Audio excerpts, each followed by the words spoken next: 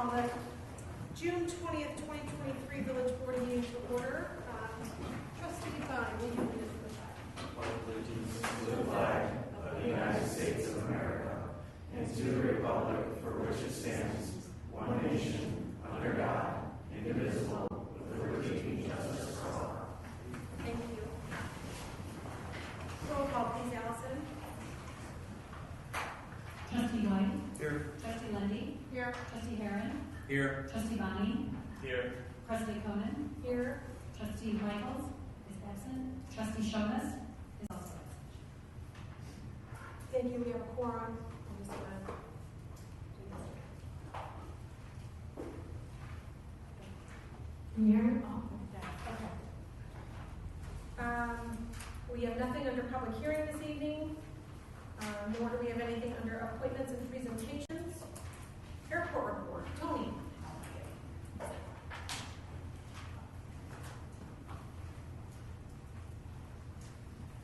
Good evening. We did have an airport meeting last week. First thing I want to report is there has been no additional information or any plans submitted on any of the improvements for Rev Aviation or International Terminal or any of that information. Nothing is moved forward at the point on that. There are a couple other type of projects that are in the near future for the airport. One of them is going to be resurfacing the entrance road, the parking lot, and the other road that runs parallel to US 30. They're working on putting those plans together now, and that should be next year in the spring. You should see some type of parking lot and road construction going on for that. They did get some grant money, but it's for new equipment for snow removal for the airport. And they're also developing an RFP for developable properties around the airport so they have more information on what's vacant, and they're attempting to get a blueprint of properties that would be the most effective and efficient for airport operations and not just rent property or lease property for things that don't benefit the region in the economic sense. So that's my report for this month. Thank you. Any questions?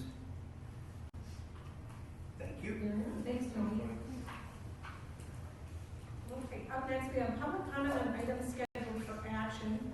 This evening under consent agenda we have A, approval of the minutes of the June 6, 2023 Village Board meeting. We have B, approval of the vouchers. C, a resolution approving an agreement to seal coat bike paths. D, a resolution authorizing purchase of a replacement Chevy Silverado with snowplow from VOSG Brothers Chevrolet. E, we have an ordinance authorizing execution of an annexation agreement amendment for Hannaford Farm Lot 34, also known as 1028 Chestnut Hill Lane. F, an ordinance amending Title 3, Chapter 2, Section 5, restrictions on issuance of liquor licenses. Item G, a resolution authorizing execution of an agreement with Perform Traffic Control Systems Ltd. pavement marking contract. Under general business this evening, we have A, approval of a commercial property enhancement program application for Four Seasons Development LLC. And we also have item B, ordinance amending the Village Code, Title 1, Chapter 11, Comprehensive Plan. Those are all the items on scheduled for business this evening under consent and general business. If you have a public comment on those particular items, there would be that opportunity, and you would have 3 minutes for your public comment. I have a list here. I do see, Mr. Baumann, you have public comment regarding something that's up for discussion. So that would come later. Do you have anything else on the action items? No. Bobby Edelman, anything scheduled for action? Do you have any public comment? Okay. Jaden, again, comp plan, you had marked comp plan, so if you want to, you have 3 minutes, sir. Please come to the podium.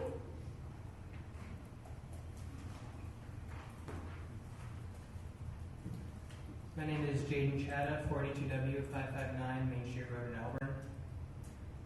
First off, I've asked this question multiple times and I've yet to receive an answer.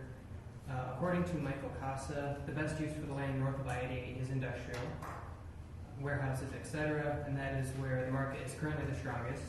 My question is that if that's true, why hasn't there been any development on industrial zone land within within the city limits. For example, lots on both sides of Heartland Drive, southwest corner of 47 and Galena, near the airport, etc. If the impression I got from Mr. Casa is correct, that the market is so strong for industrial use, why hasn't Sugar Grove jumped on that economic opportunity that would financially benefit the village? You may be thinking to yourselves that you do not want industrial warehouses in those areas, and that it may make Sugar Grove something that you do not want it to be. Well, that is exactly where we in Blackberry Township stand on the property north of I-88. Also, there's a lack of transparency and communication between the village and the public about the new development that needs to be addressed. From an outside perspective, not only is the public being removed with a pre-approval process censoring cross-examination, but what we see is that the board and planning commission is also seem to be getting removed. Business park land has been granted that allows flexibility without a board or planning commission process. Crown has openly said that they will be requesting PDD zoning, which will also eliminate the board and planning commission from a rezoning process if Crown wants to make a change. Ordinances have been changed to eliminate the board and planning commission on many types of industrial warehouses. These changes, if granted, remove you from the process too. When board members as representatives of the people agree to be eliminated and the public is largely eliminated, that leaves room for very large companies such as Crown to move here and have freedom to do whatever they want. Thank you. Thank you, Jacob. I did not want to interrupt you, but we are talking about public comments, just for any other people in the audience. Public comment on items that are specifically scheduled for action. I know that we do have something relative to the comprehensive plan in our code. So if you're curious about that, that's what this public comment is for. If you do want to discuss any Crown or questions and things like that, that would be at item 10 on our agenda. So, Bob, if you have a public comment procedure, that is a discussion item. This is not that spot. So item 10, okay. Dan Randall, 10, okay. Colleen, any public comment on items scheduled for action this evening? Okay. And then Steve, any public comment? Same day. Okay. Items scheduled for action. Any other public comments other than the folks that did sign up? If anybody would like to make a public comment on any item scheduled for action at this time. Hearing none, I'll close that portion. Up next, we have the consent agenda. Any request to remove an item? Hearing none. Can I get a motion to approve the consent agenda as previously stated? So second. I have a first of Trustee White, a second of Trustee Garrett. Roll call, please, Allison. Trustee White. Aye. Trustee Harron. Aye. Trustee Bonnie. Aye. Trustee Lindy. Aye. Thank you. Motion passes. Up next, we have under general business, item A, commercial property enhancement program application for Four Seasons development. Michael, do you mind coming to the podium for us to all be able to see you and chat with you?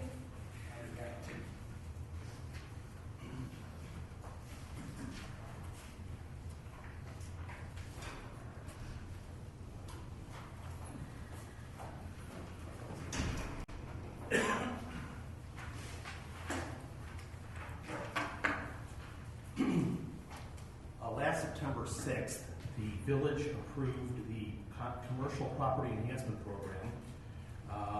The village board has already approved one such grant, and that was for Fireside Grill. Tonight we bring a second one to you. Four Seasons Development is located at 219 South Main, and they've submitted a grant application for their 1,600 square foot building. The owner's plans include adding a thin brick veneer to the front elevation facing Main Street and new vinyl siding to the left, right, and rear elevations. Also a new roof system including aluminum soffit, fascia, and gutters covering the existing roof from a flat roof to a pitched gable roof. The new roof structure will receive new architectural asphalt shingle to complement the other improvements. The application includes renderings, which you see in your packet. The owners have already made improvements to the building and have future plans for other improvements to the property. Village staff met with the property owners at the site and have assisted them in the application process. The total cost for this project is $27,436, and applicants are requesting for $10,000 grant program. And again, a copy of their entire application is attached. The grant review committee met to discuss the application. The committee consists of the village administrator, the economic development director, the finance director, the community development director. The planning and zoning administrator who assisted the economic development department on this project also participated in the committee meeting. The committee was unanimous in recommending approval for the Four Seasons development application for a $10,000 grant under this program. Thank you, Michael. Discussion or questions? Are they planning on doing the paving? I know that was mentioned in, I think it's their letter. Is that after? It is, it's not part of this It's not application. part of the application. So there's more improvements there. And what is that now? Is that just like block? Concrete block of a building? Walter shaking his head, yes. Yes. So I'll agree with that.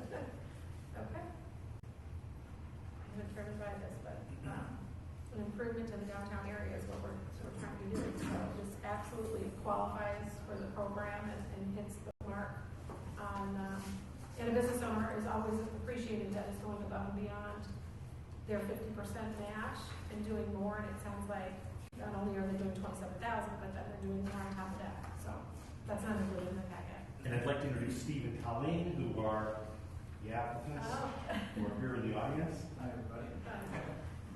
Good. Well, maybe we could ask them, how much more work are you doing? What have you got in this? It's a work in progress. But obviously when we acquired the building. Yeah, please, come on. Okay. You wanna-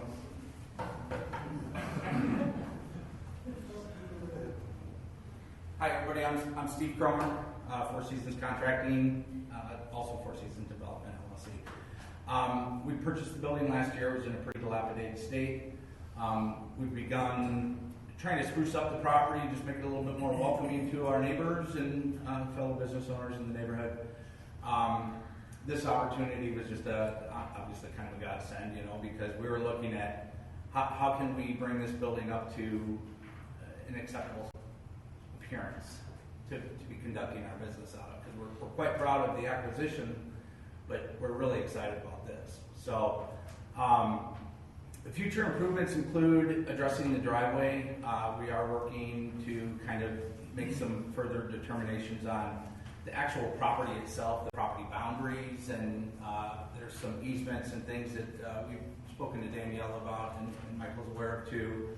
There's just some other circumstances as far as access to the property and whatnot that we're still kind of working through right now.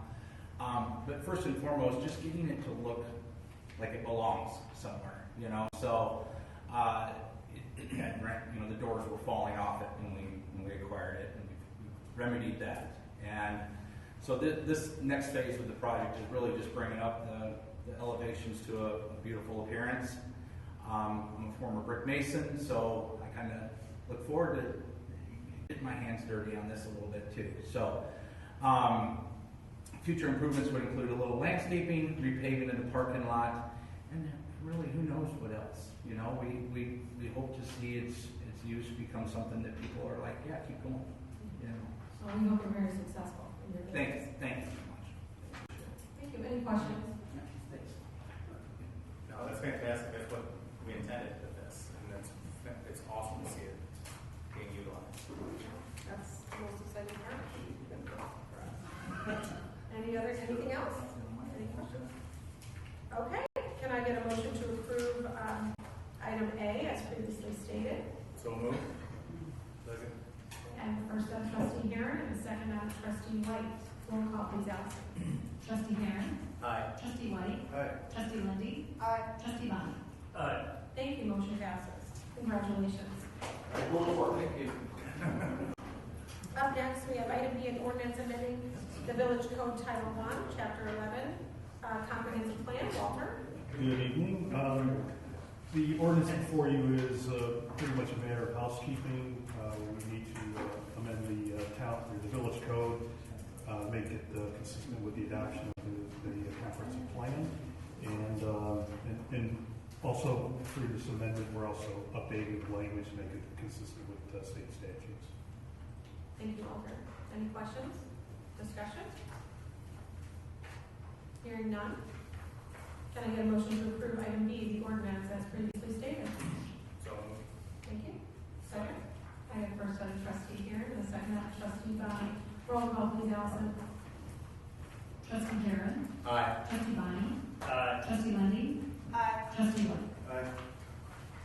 Thank you. Thank you, Walter, for getting all the way up there too. Up next, we have public comment. So this is item 10, public comment. Also under discussion this evening, we have A, waterworks system master plan presentation, B, economic development incentive policy, C, updating public comment and public hearing procedures. So those are items scheduled for discussion, but then anything else you'd like to discuss with the village board, now would be that opportunity. So, Mr. Baumann, you're up first. Thank you. Pete Hoffman, BAUGH Demand. Commenting on changing your public comment policy, I can understand why you want to have a 30-minute limit on a normal village board meeting. You have day-to-day business, as you're doing today. You have to get it done, and you only have a limited amount of time to get it done here. So that makes sense. But I don't understand why items as big and important as a public hearing or TIF districts and rezoning, those are things that change residents' lives. By limiting their time to speak, you're only silencing what they're trying to tell you. If these rules were in place 4 years ago when Crown originally came to Sugar Grove, and you were only allowing 30 minutes of public comment, Crown would have warehouses as we speak on the south side of the tollway. They wouldn't have gone away. Crown withdrew because of the overwhelming, in their own words, overwhelming public outcry. That couldn't have been done in 30 minutes. So I don't understand why you really would want to try to limit it in that aspect and those type of hearings. To me, it's just kind of manipulating what you want the outcome to be. That's all I have to say. Thank you.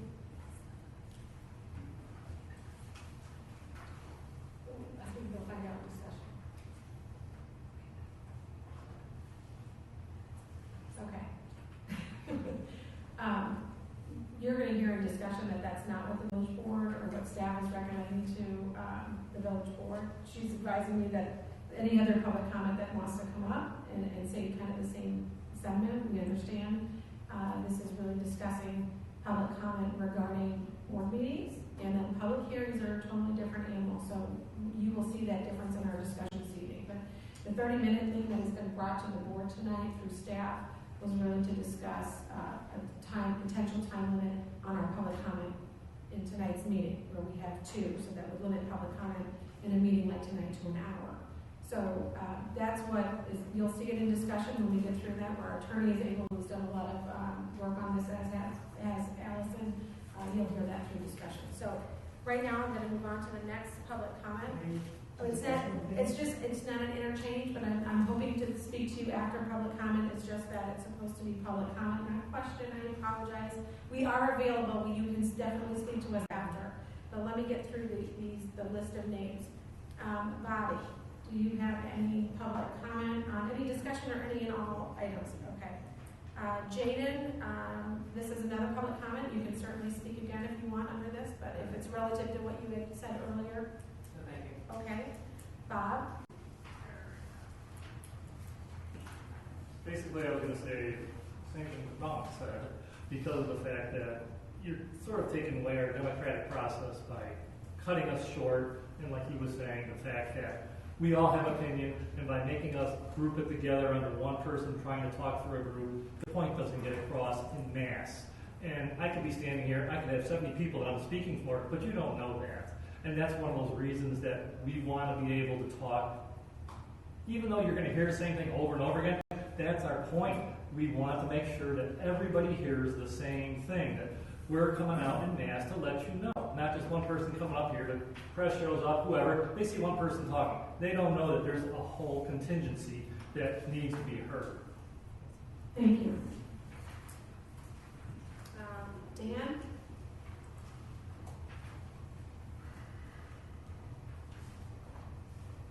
Dan Randall at 43W780 Willow Creek Drive. As a teacher, my students had often asked me, why do we need to know this stuff? I would tell them we learn from the past, but we repeat our mistakes.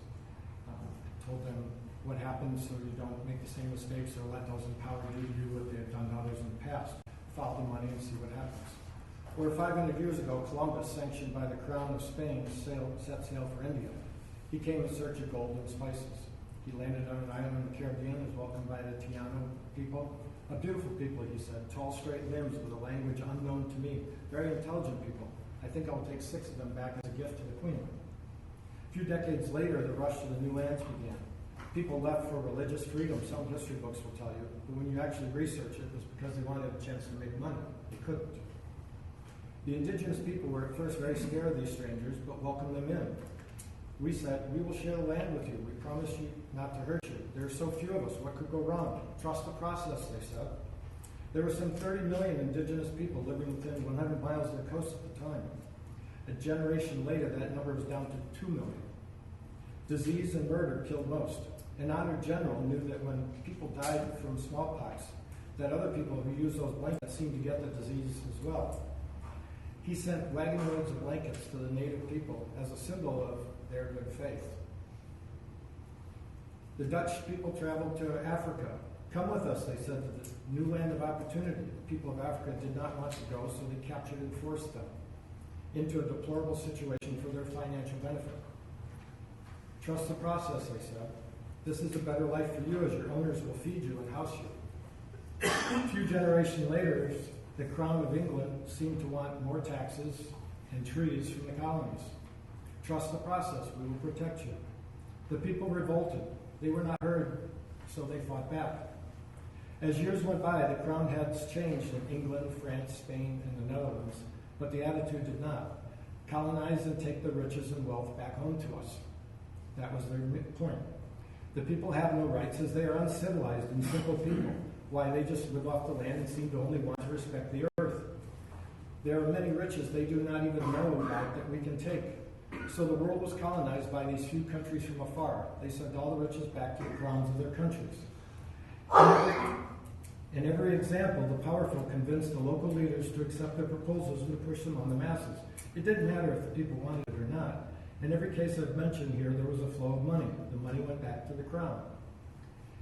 If you want to know how things get done, learn from the past. If you do not learn from the past, you're destined to repeat it. Please follow the money. I bet you think about it. Thank you. Colleen and Steve, I assume you just signed up and you don't have a public. Okay. Any other public comments at this time? Harry, you have the floor. How you doing? Well, It's cold in here. it is cold. First of all, I'd like to say I appreciate that the job that you all have to do. Obviously, it's a pretty serious situation and a lot to think about right now. I do believe it's going to change or strongly affect the future of shooter growth, not just over the next few years, but forever. What I would like to do at this time would accept the offer that Trustee Bonnie made to me on December 6th at the meeting, that the trustees would all be willing to meet with me individually to discuss things in the pursuit of transparency. And why I would like to do that is I have spent hundreds, if not thousands of hours on all of this from 2019 to date. As you may gather, I've scrutinized the TIF process and a lot of pros and cons about it. I recently spent 4.5 hours at the Crown meetings. I talked to all the important people in pretty detailed, pretty serious conversations, not just here's what we're going to do and it'll look nice and pretty, but try to get underneath the surface a little bit. I cannot present that to any of you effectively in 3 minutes. I cannot do it. I have numbers, I have facts, I have statements, I have information that I think will help you determine the important decision you're going to have to make when you vote as trustees. And I would like to share that with you in a conversation, objectively and beneficially for all. And I think that's what you all want to do, is find out everything you can so when you make that decision, you don't regret it. Okay, and it's a big decision, and it could be a big regret. I'm not saying you will, but I'm trying to offer my basis of knowledge and information to try to help you understand some things you may not have had a chance to look at. I mean, I know you all have jobs, you have other time-consuming things. I'm retired. I have all the time, well, not all the time in the world. But so anyway, that's what I would like to do. I stopped in to pay my water bill the other day, as a good citizen does, and I did get everybody's card. I guess if you want me to email you, call you, whatever works for you, I'm available pretty much any time. I'm not a real early morning guy, but I'll do what I have to do. So anyway, I appreciate that consideration. You will be hearing from me, and if I don't hear from you, then you'll be hearing from me again. How's that? Thank you very much for your time. Thank you, Mary. Any other public comment? Please. Hello, everybody. I'm totally unprepared to speak this evening, but I would like to just say a few things. Like, I do feel that this development could either make or break Sugar Grove. I have grown up in the city and in Elburn, and I'm raising my own family.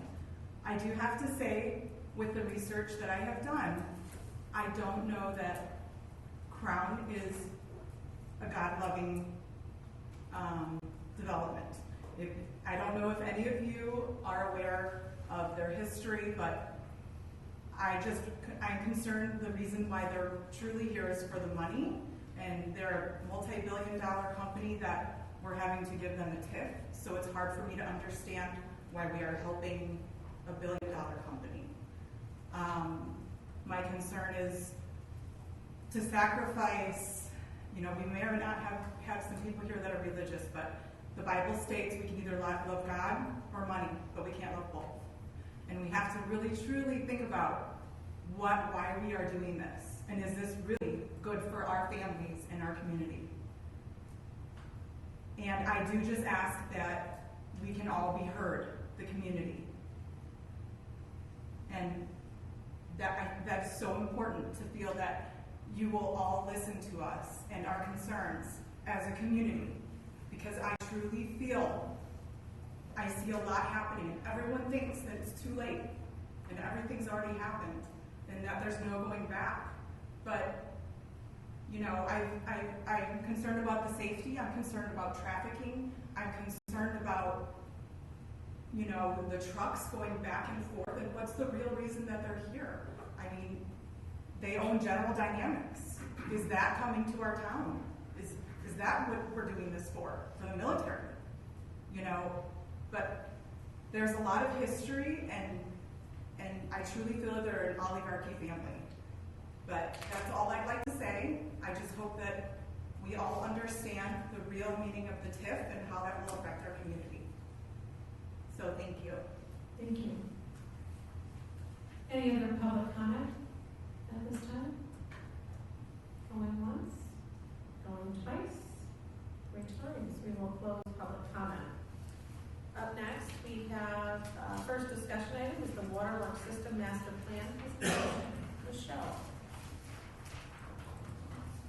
Everybody should have a packet in front of them. She'll also probably have it up here, but we have a separate packet. Thank you, everyone. I will tell you there's a ton of information in this. We've tried to condense it down as much as possible. If you have questions along the way, please feel free to ask, because it's a lot to take in. I'm sorry, Michelle. Do you have an extra packet? Yes. And Chris, grab one. Here you go. I'm pulling it up. I have a couple.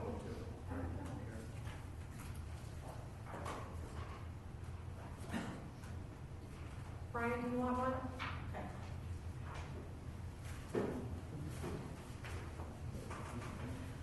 So with that, I'll try to keep everyone's attention. So a lot of information, as I said. So the whole point of this is the last time we did this study was back in 2005, 2006 kind of time frame, and it has not been updated. There's typically a map in here that we refer to. I think it's in one of the conference rooms now over there, over in the new building, but we refer to it often. Village Board has been very proactive with staff in addressing some of those, but it was time to revisit. When we did that plan, we were projecting 60,000+ people in 2050, and now the current projected population is, 18 or 19,000. So with that, we look at, what we're focused on is looking at the supply, the treatment, the storage, and it's one thing to have enough of all of that, but then it's, can you get it where it needs to go? And that's looking at more of your distribution system. So in the presentation, we're going to run through some of the goals, look at the background, give some background overview, kind of review what does your current water system include, and then take a look at your historical and projected water use. Take a look at your storage and water needs, called needs assessment calculations. And then we partnered with Illinois State Water Survey to do some modeling for sustainable source water assessment. With that, once you see if your aquifer, so that sustainability is related to the deep aquifer, and with that, you go, is my water, we keep hearing PFAS, so we did some investigation to see where that's at and kind of update you on that. And then packaging all of that together, do you have other options? Do we want to explore those options in terms of how you get serviced by water? And then ultimately, we came to get the water where it needs to go with the distribution system analysis, and then we'll just summarize and make some recommendations. Hoping everybody can stay with me through it. So just real quick on the goals, as I mentioned, we're trying to, now population projections are out to 2050, so we want that plan for the next 20 years, or 17 years, I guess, at this time. Another goal, evaluate the sustainability of the existing deep wells. We also kind of wanted to explore a little bit on the shallow wells to see what's there. Diversifying your sources is always a wonderful option.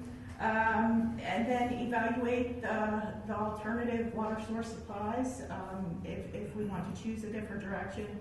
And then evaluate the pressures and throughout the plan just to make sure they're adequate, and if we need to adjust something, make improvements to make sure everybody's adequately served. And then once again, evaluate the PFAS alternatives if the rulemaking comes when the rulemaking comes to fruition. And ultimately, just update that big plan that we have so we can guide ourselves through the next few years. So with that, just background area. The study area included, we had boundary agreements with all the communities except to the north. So we basically took all the boundary agreements and then we used Main Street as the north boundary line for this study. The village currently has about 10.5 square miles, and the study area is about 35 square miles. We also noticed, we did the wastewater presentation, which kind of showed preferred locations of where we would develop. Going more east and north is probably more likely from a wastewater standpoint. So with that, after we do the study area, we take a look at the population. Currently, the village not only serves the residents, but they also serve Pressberry. So residents, we have about 10,000 roughly, and then there's probably another close to 1,900 in Pressberry. So that's the population you're trying to serve, about 11,900 folks. With that, so with that, we started looking at the existing water system. Just to recap, so with the village has supply, they have backup supply or emergency supply, they have treatments and storage. So currently their major source of water is the four wells, which are all in the yellow circles. There's some backup supply wells, which are the blue dots. And then the treatment facilities are the squares, and then storage is at those pink stars. With that, just taking a little bit deeper of a dive. What was the triangle, Michelle? You would catch the triangle. The triangle should be deleted. Okay. It was part of a presentation that had a pump station on it. So good catch. With that, supply and treatment, just digging a little deeper. So currently the main source, like the everyday source of water, is from deep wells. You have 4 deep wells that rotate, alternate, but that's really where most of your supply, and then there's treatment plants that go along with it. There's 3 treatment plants. Well, 8 and 9 have their independent treatment plants, and then 10 and 11 both go to the Settlers Ridge facility. With that, the only shallow wells that are in your system are emergency. So those haven't been running close to probably 20 years, those emergency wells, just for reference. But they're there as a support. From a storage perspective, there's 2.7 million gallons of storage in the system. I will say a lot of your storage is in the south part of your system, even your supplies in your southern part of your system. So that's going to get to the question, do you have what you need to get where you need to go? So with that, moving through, as far as how to get it there, Village has about 85 miles of main, 12 of which are part of Crestberry. So that equals 14 or 15% of your overall mains are actually serving an incorporated area. So now that we've looked at the existing system, we'll move on to just review the historical projected water use demands, which are all kind of the projections formulate based on the population projections that we had used from the CMAP 2050 projections. So with that, there's a few key things to note here. So currently the village is running probably a little under 900,000 gallons a day, average day. And you can see it projects out to almost, close to 1.7 average day. There's a few key parameters that affect how you size facilities, and the 2 key takeaways that I wanted to put are there's a maximum day to average day demand ratio. The average day demand is basically take up all of your water use throughout the year, divide by 365, that's your max day. Your maximum day demand, or that's your average day. Your maximum day demand is what's your highest water use out of the whole entire year, pick that day. And then there's also something called a peak hour that's critical, which is like 2 times that max day. So these are critical. Using that value of 2.25, we looked at historical, saw where you were at. That's what we use based on historical information. The other value that's very key to projecting this out and sizing your facilities is the water use per capita. So for this analysis, we use 80 gallons per capita per day. And once again, that's based on looking at historical and saying seems like a reasonable number to plan for. So with that, now that we know we projected out our water use, we can now, there's some parameters that we use. We first took a look at storage needs. And for storage needs, there's a few guidelines or absolutes in the standards, and like IEPA standards and that sort of thing. But sometimes that minimum isn't enough. And so these are standard calculations that we do. There's three primary parameters. One's a peak hour storage calculation, one's a fire flow calculation, and another one's emergency supply. Peak hour storage is the ability of the system to have sufficient storage to meet the peak hour demand for 4 hours without depleting your storage more than 50%. It's simple math once you have all the information. The fire flow is the ability of the system to meet a design fire flow rate for the design period and meet the maximum day with the largest well out of service. Whereas emergency supply is just the ability of the system to supply the average day demand using elevated storage and supply sources with standby power generator systems only, and you assume your tanks are at kind of a normal level. So we did all those. What governed was peak hour storage. One thing I want to highlight here is if you're looking at that graph closely, it looks all of a sudden like you're diving off. I just want to note that we only picked a few intervals from 2022 out to 2050, so those aren't by year. I think it's 2033, 2042, and then it goes to 2050, so that's not happening overnight. So that's why that circle's there. But you can see in terms of volume of storage, you're doing pretty well, and as you get closer to 2050, or more importantly, it's all about population or how you grow, then you might come into a deficit and you should revisit that. But currently, you're doing just fine in terms of storage, in terms of volume. From a supply standpoint, any questions so far? Is that 2,569 on top of whatever our population is now, and then the 5,869 on top of that 2,000? So which slide, are you back at the water? I'm at the bottom corner where it gets, where you talk about how it starts to drop off. So would then our population be 27, an additional 8,000 people? So you'd be talking off, it's between 18 and 19,000, Okay. which was projected out earlier, yes. Yep. So it's adding on, you have 10,000 now, and you add that on, so you're between 18 and 19,000 people. Okay. Just making sure it's one on top of the next. Yes. Okay. Perfect. Yes. Thank you. Any other questions? Oh, sorry. No apologies. Trying to move a little quick, and then there's a lot of information. So moving along, we looked at supply, and what's similar with supply, there's certain parameters, they're industry standard. We're not doing any hidden magic. They're very common calculations to kind of get a feel for how much supply you need. You look at number one, ultimate source capacity, also known as firm capacity, which is the ability of the system to meet your supply needs at the maximum day, but you take your largest well out of service. You're going to have wells go down. You're going to have them out for maintenance. It's just that assurance you can still meet your maximum day demand without that well.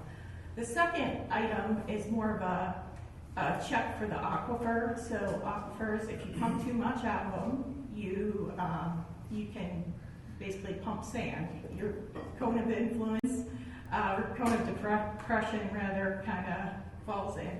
So you want to give it time to recharge. So we do a calculation where we say it's the ability of the system to supply the maximum day demand with your wells only running 18 hours a day. So it gives them at least some time, that other 6 hours, to kind of recharge the aquifer and let that aquifer bounce back. In this case, ultimate source capacity was the governing, ultimate source capacity was the governing factor. But once again, they're not by year, so it looks like you're dropping off pretty quick at the end there. But reality is, you're pretty good out to 2050, and it's a continual. Water use changes throughout the time. You know, I look at what we did in 2005 or 2006. It's very different today. You're seeing general water use declining in northeastern Illinois. So you just gotta monitor and see what your trends are. But so as you get closer, you get more population, continue to evaluate. But right now, in terms of volume, it doesn't mean you can get it where it needs to go, but in terms of volume, you're pretty good. So with that, now that we've evaluated the volume, we wanted to dig into the supply side a little bit more and say, are those aquifers, or is the aquifer sufficient, or is it depleting, or where are we at, and do we feel comfortable with this as our main resource? So this is a really the next two slides I think are really important to hone in on if you're starting to daze these other ones. So first, what are the two sources of water? One is shallow sand and gravel aquifer. The other is deep sandstone aquifer. And from this, you can see shallow goes down maybe 100 or 200 feet, and we'll get into the next slide. I'll show you a little more detail. Whereas those deep wells are like 13 or 1,400 feet in this area. So really important to note, and there's just moving along. So it's a lot of information in one slide, so follow me. So first of all like the orangish numbers, 2, 4, 7, 5. Those are all the backup wells that haven't been running in years and years. They're not a main source of supply. We're advocates for for keeping them for emergency purposes. It diversifies your water source. They haven't been used in years. 8, 9, 10, and 11, the ones in blue, are the ones that are the deep aquifer.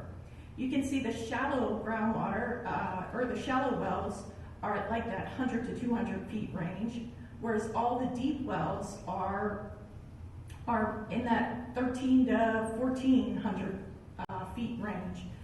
Key part of that is it's called the Maquoketa Shale.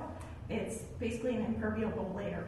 So anything like the shallow wells are not influenced by the deep wells. What's happening in the shallow wells doesn't affect the deep wells and vice versa. And just to kind of reinsure that, we actually have casing pipe in those deep wells. So you can't, it's a pipe, it's separating the wells out. You can't kind of mix the aquifers. There is, you can see well 4 is a little different, but that is very common. And it's very common to separate and not, for water quality purposes, I'll say. There's 2 different deep aquifers. There's the St. Peter's and the Ironton Galesville, and it's common for that to be left open and not cased. That thicker line is the casing. The single line is just the hole going down. 4 is a shallow, okay? 4 is a deep well, sorry. There's 3 shallow wells. 4 is your only emergency well that's considered a deep well. Yep. Any questions about that? There's some really good key points in there to understand where your water's coming from. So when you talk about the casing, so there's a pipe going down the well, and then there's a casing over it. So if something happens to that pipe as it goes through the shallows, it's still fine, right? That's what you're talking about with the casing, that if anything happens to that well, it's still like double secure. protection. There's no way for any of that shallow, contaminated, in some cases, water to get in. Correct. Okay. That's all. So, any other questions? So with that, we looked at understanding it's really important to diversify.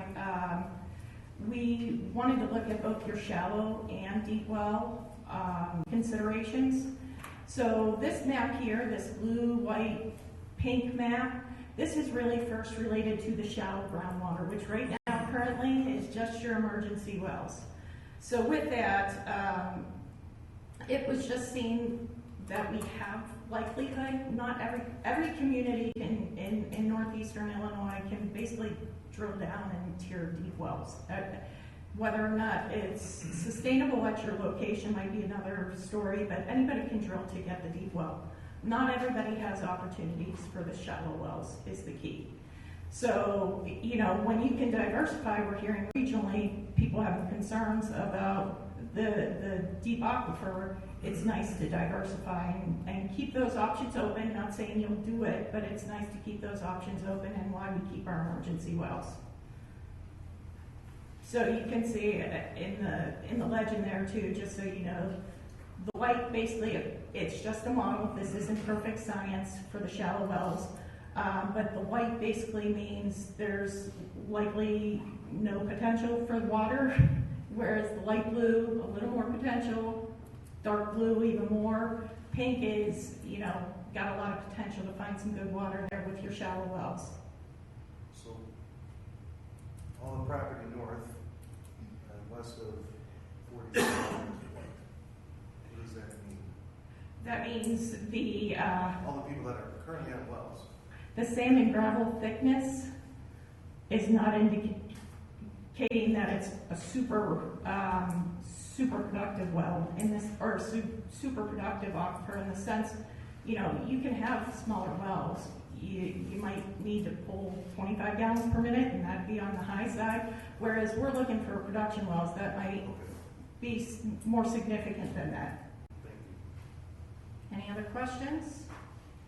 So that's kind of the shallow well, but our real focus is, we've heard regionally, there's a lot of folks getting off the deep wells. We hear about Joliet, we hear about Montgomery, Yorkville, and Oswego. They are all converting to Lake Michigan because they're concerned with the deep aquifer. We're all related. we're all pulling out of the Ironton Gales bill in some regard, but that doesn't mean we're not sustainable. We're furthest out on the edge, and there's a lot of transitions happening there.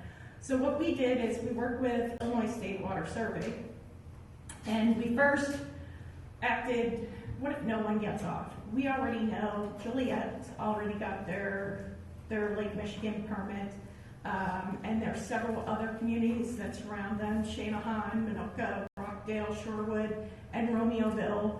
I think Sherwood has their permit with Lake Michigan, and then the other four, it's probably, going to happen before the end of the year. They're at the final hearing stage with IDNR currently. And then you have Oswego, Montgomery, and Yorkville. They're similar process. They're making financial commitments to make this stuff happen. So there's a likelihood that they're going to get off by, it ranges anywhere from 2027 to 2035. So we did another case, like what if all these communities get off? What does that look like for Sugar Grove? Because that affects you. And then we did one last one. What if Sugar Grove got off too? What does that look like for that deep well? So that's kind of the thought process here. And we did all the we did all the water use, like population projections and water use calculations. We actually did those out to 2070 only for purposes of the sustainable, only for purposes of modeling with the ISWS, the Illinois State Water Survey. Everything else was just a plan out to 2050. So this plan actually reflects more than the 20,000 people. I think it's like 30 or 35,000 people it probably goes out to with 2070. So this first slide is basically a model. And I say model is a prediction only. There is so much happening with the regional water supply planning right now. We don't know that this is definite. It's a model. So I want to stress that. But this is an overview. You see 3 columns. First one is 2022. The next one is 2050. And the last one is 2070. And as you look at those, white means you're okay. You're not, this is regionally. I mean, we got a slide for each well so you can understand what's going on. But it's not until you get out to that 2070 that it doesn't mean it just means you're at an increased risk, basically out by 2070. And the reason why you see yellow now, and then you look at 2050 and go, what happened? It's because Joliet's getting off the aquifer, so it's bouncing back. And then you're still adding population, and then it turns to yellow in some of those because you've added the population back in. So water levels, basically they reach risk levels and then recover in 2030 once Joliet and other communities get off the deep wells. But no major risks out until 2070 based on the model information with ISWS. With that, we looked at each well individually, and there's a slide in here for each one of the wells. I want you to understand that well 8 and 9 are furthest west and north, so they're the ones furthest from the area that's really kind of drawing from the deep wells. Like Aurora still uses some of the deep wells. Yes, they're on Frogs River, but they also use some deep wells. So they're the furthest away. 10, 11, you get closer to Aurora and the rest of the population that's on these deep wells. But if you look at this, the little dots there, they're actual observed points that the model's based on. So you basically are figuring out with the static how much your water levels are dropping whenever you start to pump is basically what we're looking at here. And then the various lines and shading are like the uncertainty. It's more of the model prediction. It doesn't mean these will be, but we know, you can see the trend lines on each one of this. The Ironton Galesville is declining. It's just a matter of the rate it's declining because we're adding population. But we want to know, when will that happen? Should we be concerned? And so with this, the shading is basically model. What you're really concerned, so we know there's a risk of declining well production as you go out into the future. but you never want, you don't want to see the risk of well inoperability. So from a well aid standpoint, you're looking okay. It's the furthest from the adjacent communities that are on this, and you're doing okay. So we move on to well number 9. Similar boat, you know, if the models, you know, the wells 8 and 9 and the future wells, I mean, in theory, this is just model, and it could go beyond 90 or beyond 2070. You could have capacity. You don't know. You need to continue to evaluate. But currently, you're looking okay, at least out towards 2070. Well, 10, you can see closer to the population in Aurora and Montgomery, and going down closer to where people are drawing from the well. And you can see your risk is increasing, but you're probably okay. Out to 2070, that is. Well 11 is your closest well to population, the additional population outside your community, and that's probably like out of all the wells, that's the worst case scenario. But once again, you're doing okay out till 2070. So what's the summary here? You know, Sugar Grove is anticipated to have adequate groundwater supplies through 2050, but supply is at an increasing risk by 2070. So it's something to monitor. We don't have enough information today with who's getting on, who's getting off, how water use trends will occur, but we need to continue to monitor that to understand, you know, when we need to really pull a trigger on looking for another source. So Sugar Grove, yeah, so just monitor. So now that we figured out and looked at how much supply we have, we looked at the aquifers, are the aquifers sustainable?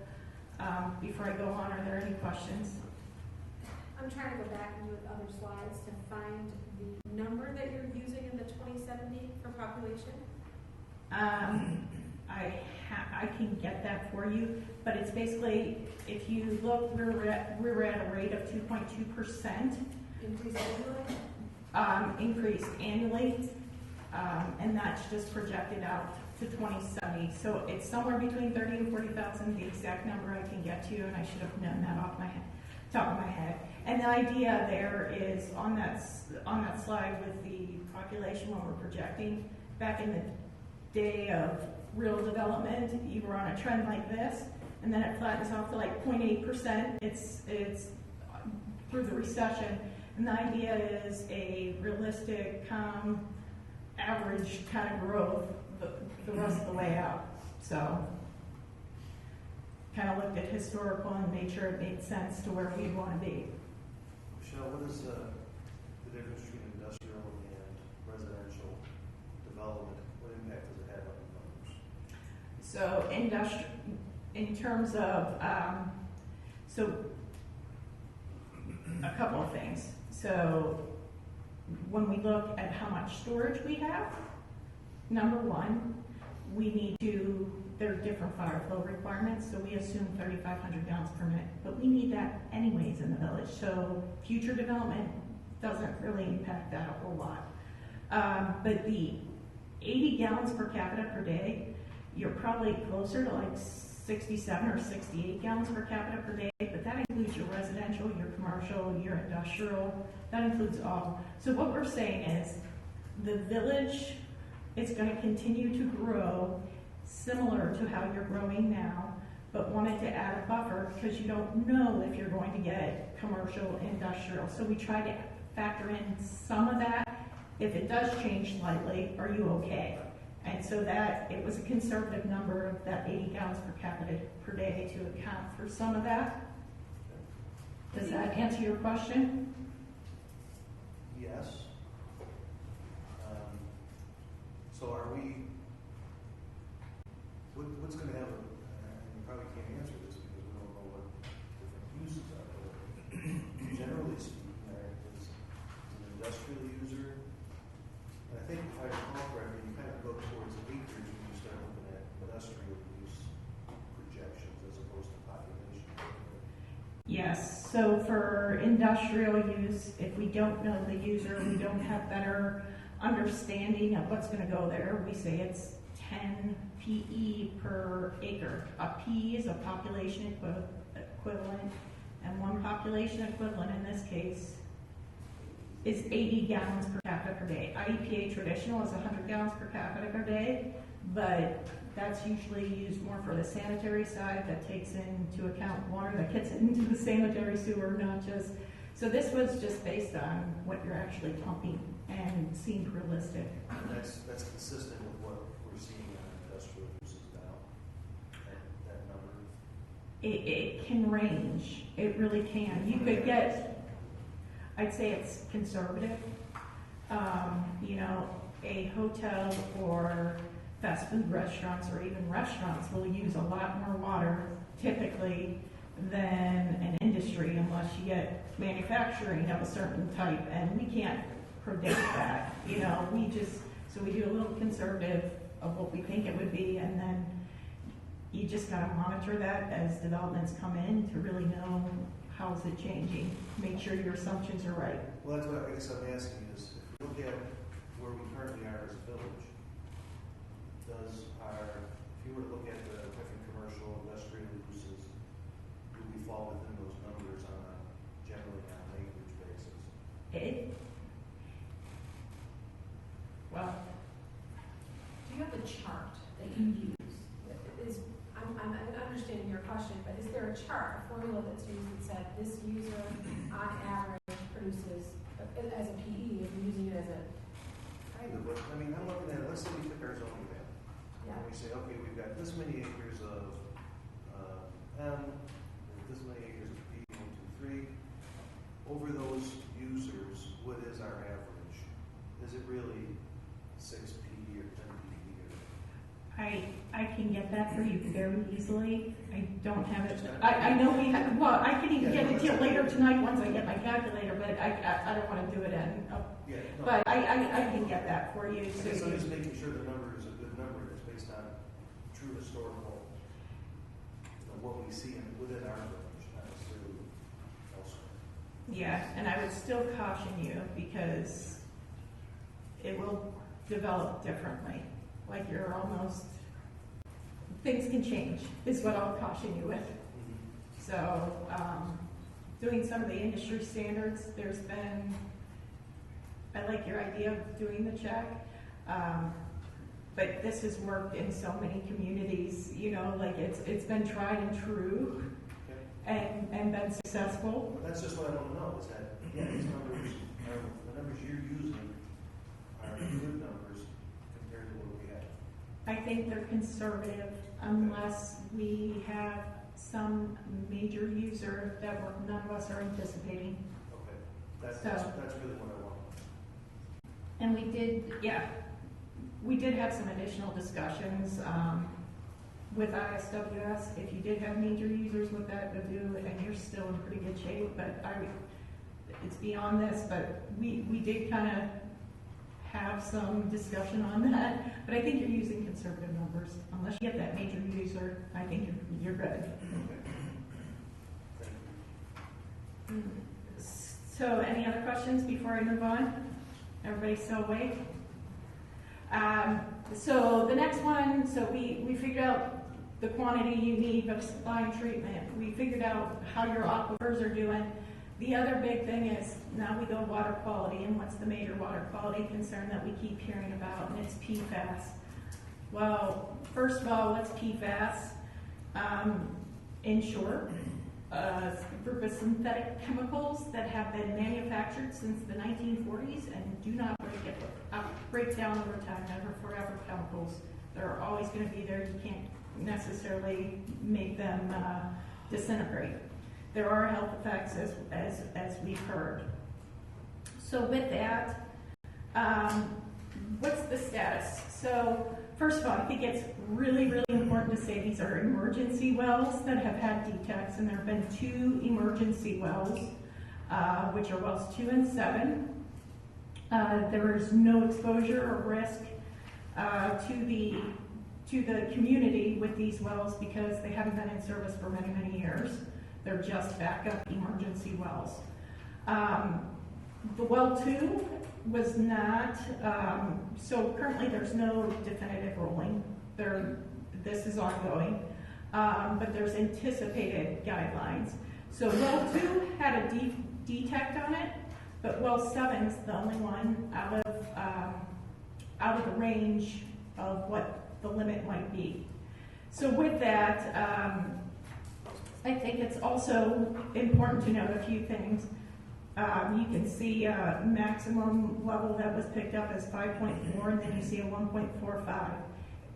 It's important to note that that doesn't mean it's declining. It means it's not going away. It's just your well's not active, and it's not right there at your well right now. It's more likely the cause. So the second thing that's really important to note is right now the limits are being set based on laboratory constraints. The laboratory, there's a lot of pressure on the laboratories to get down to smaller limits and be able to test for at a smaller range.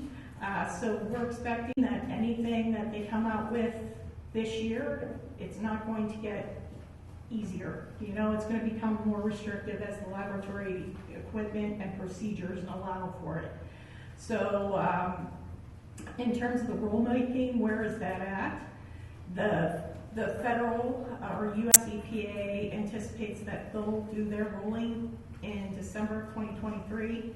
With that, most of the states are waiting on the federal ruling before they go after it. The states can be more restrictive. You just don't know. But that's as far as we know. And you probably, currently with what we've seen, you'd have 3 years. It would have 3 years to take effect. So if it comes out in December 2023, it's by December 2026 that anything would take effect. So once again, only emergency wells, want to highlight that. I have other questions. Please. That's all right. So generally speaking, the wells are tapping into underground rivers, right? Are these things, is this stuff, is it going to be flowing out at some point? Is it just here, or coming to us? Do you know any of that stuff yet? The shallow wells are pockets. They're a little bit more challenging.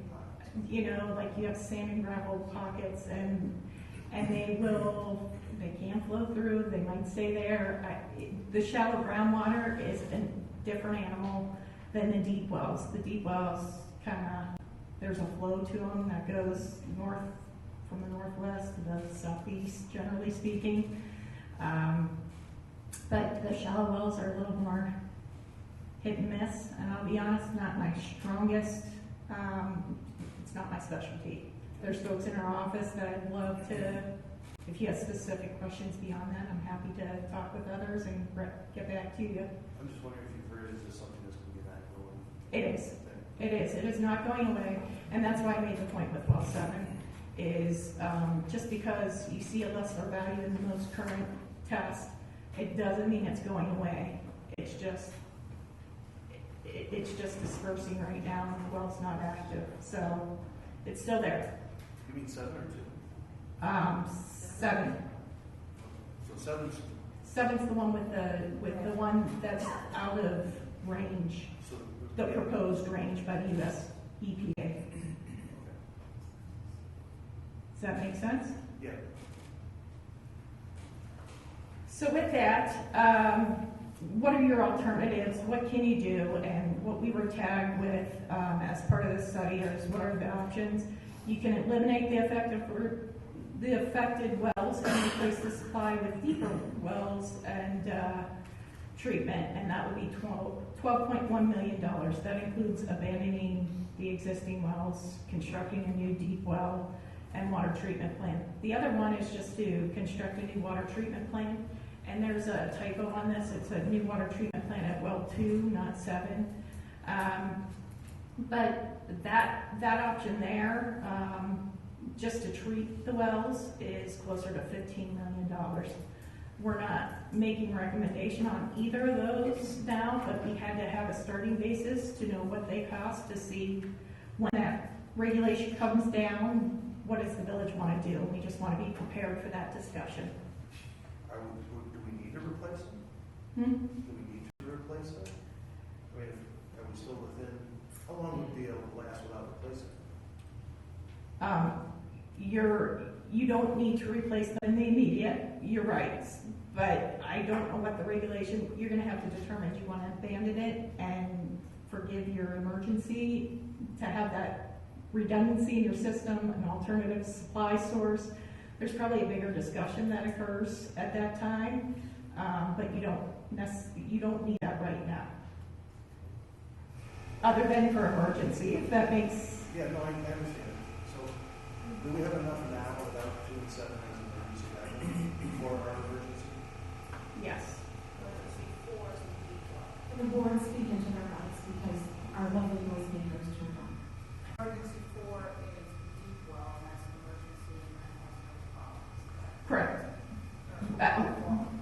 Correct, but yes, you have adequate emergency supply, peak hour storage, fire flow currently, or I just said the storage ones, ultimate source and reliable source. If you take those out of the mix, totally like they're not there. Does that make sense? Yes. We keep those there really to diversify your supply source because we don't know what's out into the future, and you've invested a lot of money in them at this point today. I think the larger discussion is, which we staff with you, is what does the treatment process look like? So it's all great to say we have emergency water that we know is contaminated, that we don't want as emergency water, it's not treated. So I guess that's the next discussion. I know, I think staff put it on, we did it on social media when the letter went out regarding, was it well 2 or well 7? Yeah, the magnesium. Which is only emergency wells. I know. Very clear, only emergency wells, shallow groundwater supply. Can't I say. totally get, yeah, you can't say that enough, but I guess the question that probably resonates with a lot of folks is, okay, we keep stressing it's an emergency well, what if the emergency happens? Do you want to be able to shower?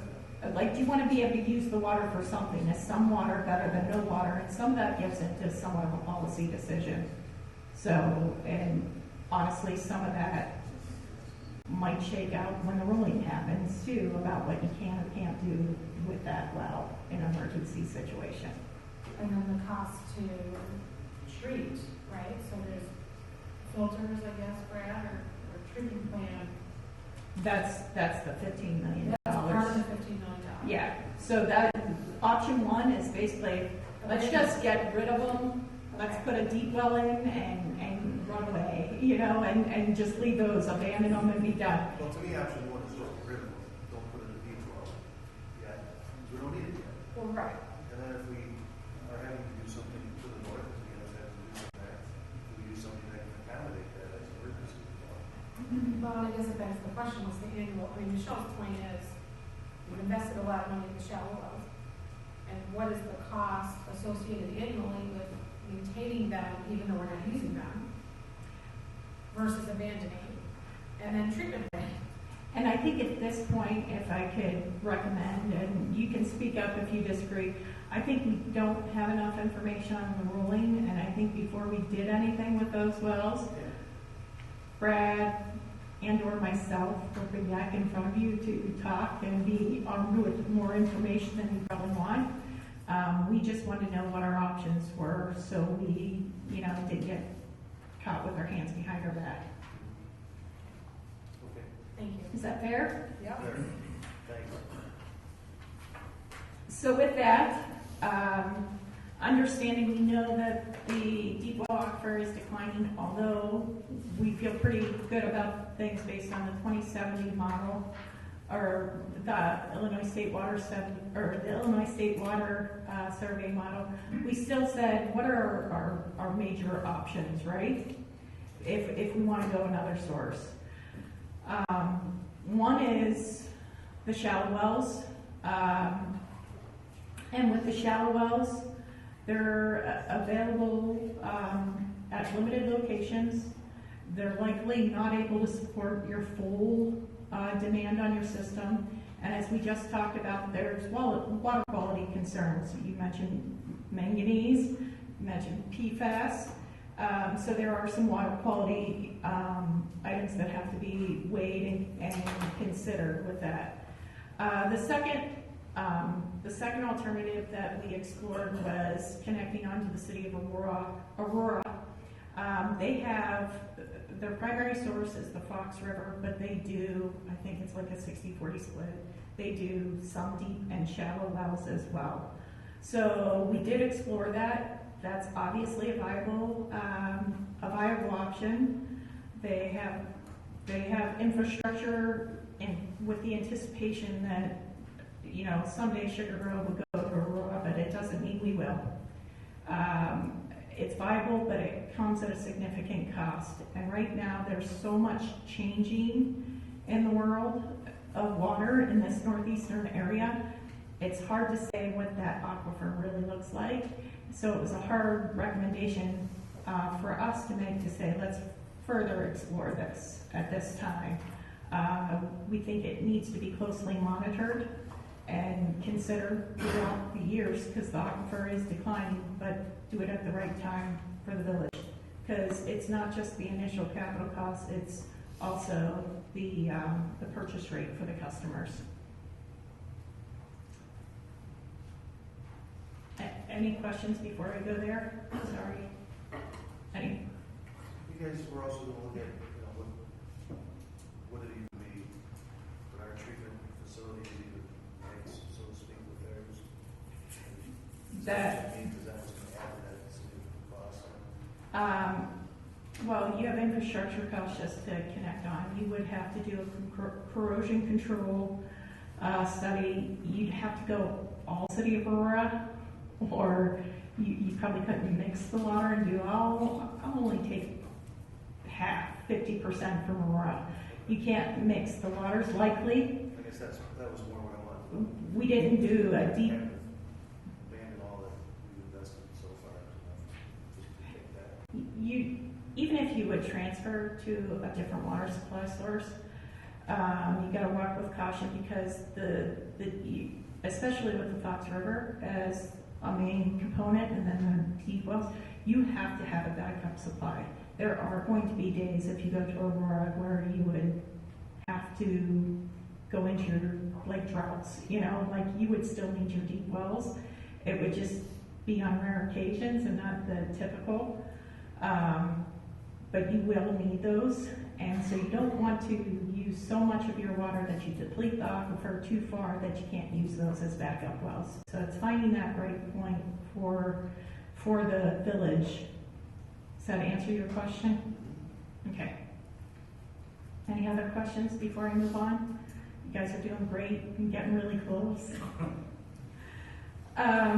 So now we talked about water storage and supply and amount, and whether or not it's good enough for us to drink, and the aquifer's adequate. Now we go, can we get the water where we need it to go once it's in our system?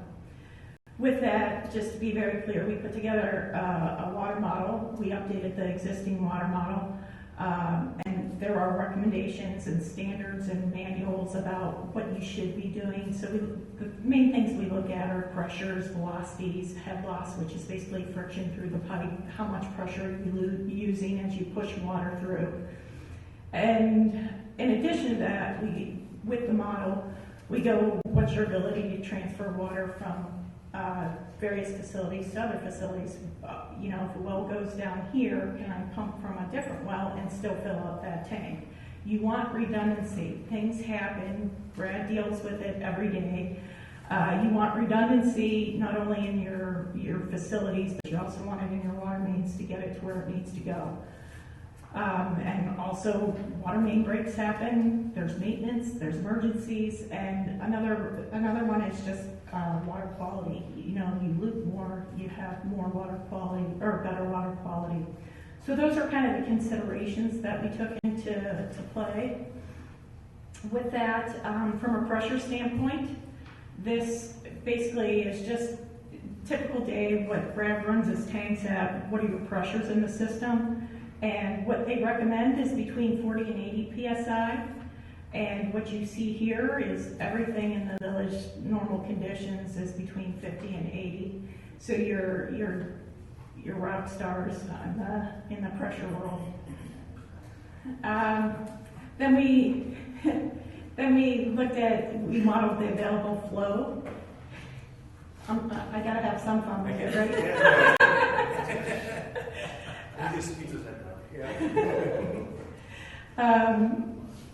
So then we said, what's your available fire flow? I will say, when we do this model, one of the things we do is we put the model together, and then we go out and we do main capacity testing. It looks like fire flow testing. You see them out with the hydrants and stuff, and we go, what we're seeing in the field doesn't match with what we have in the model. And there's tolerances that we look for to make that happen. In this case, it worked out fairly well, but you can see in terms of available flow, residential areas, we typically look for 1,500 gallons per minute. Non-residential, we look for closer to 3,500 gallons per minute. Those are not absolutes. That's when you're generally designing a new system. Not all non-residential buildings need 3,500 gallons per minute, and not all single-family homes need 1,500 gallons per minute. But they're good numbers to generally look at. And village in general is doing okay. You see a few reds. They're primarily on the dead-end mains, you know, a cul-de-sac or something, and there's still flow at the hydrant a little bit further away. So with that, we made some recommendations. These aren't like have to happen right now, but they're things to consider in the future. So we highlighted 1, 2, 3, and 4 as some loops in the system that are probably some of the primary ones that, you know, to keep our eyes on as things happen. And this is trying to get the water effectively moved around the village. I will tell you, these are the ones for the existing system to have redundancy. This does not mean you go beyond, that the storage is in the right place, the supplies in the right place, because so much of it's in the southern half of the village. So getting supply and storage up there, it certainly can happen, but it needs some planning. So recommendations and next steps. Any questions? It's the last item on the agenda, folks. You're almost there. So for storage and supply, we say evaluate the distribution based on future development locations and needs, meaning you can see on this map, there's like a little brown area towards the north end. Right now, we say the village operates under one pressure zone, but once the elevations get too high, you have to all of a sudden boost the pressure up so you stay between that 40 and 80 psi because your elevations are getting too high. That area in the brown and orange is getting to that point where we have to boost elevation or boost the pressure a little bit to adequately serve that area. So it really depends on where growth happens, whether you need storage or storage primarily. But that should be evaluated based on development to development. Right now, you're showing enough storage, but is that storage where you want it to go? Same as supply. So then you have distribution. We highlighted 4 loops. Not that they have to be done in the immediate, but they should be considered as we move forward. The one along Denny Road is one particular one that is probably top priority. And then in terms of the alternative water supply and PFAS work, we just said to continue to monitor. What's the blue at the bottom? The blue. Oh, so yeah, it's the same thing. You go to the south, it's a lower pressure zone. You're going to need some valves to lower that pressure. Yeah, to step the pressure. To step the pressure down. So eventually that whole service area will have 3 pressure zones. Good question.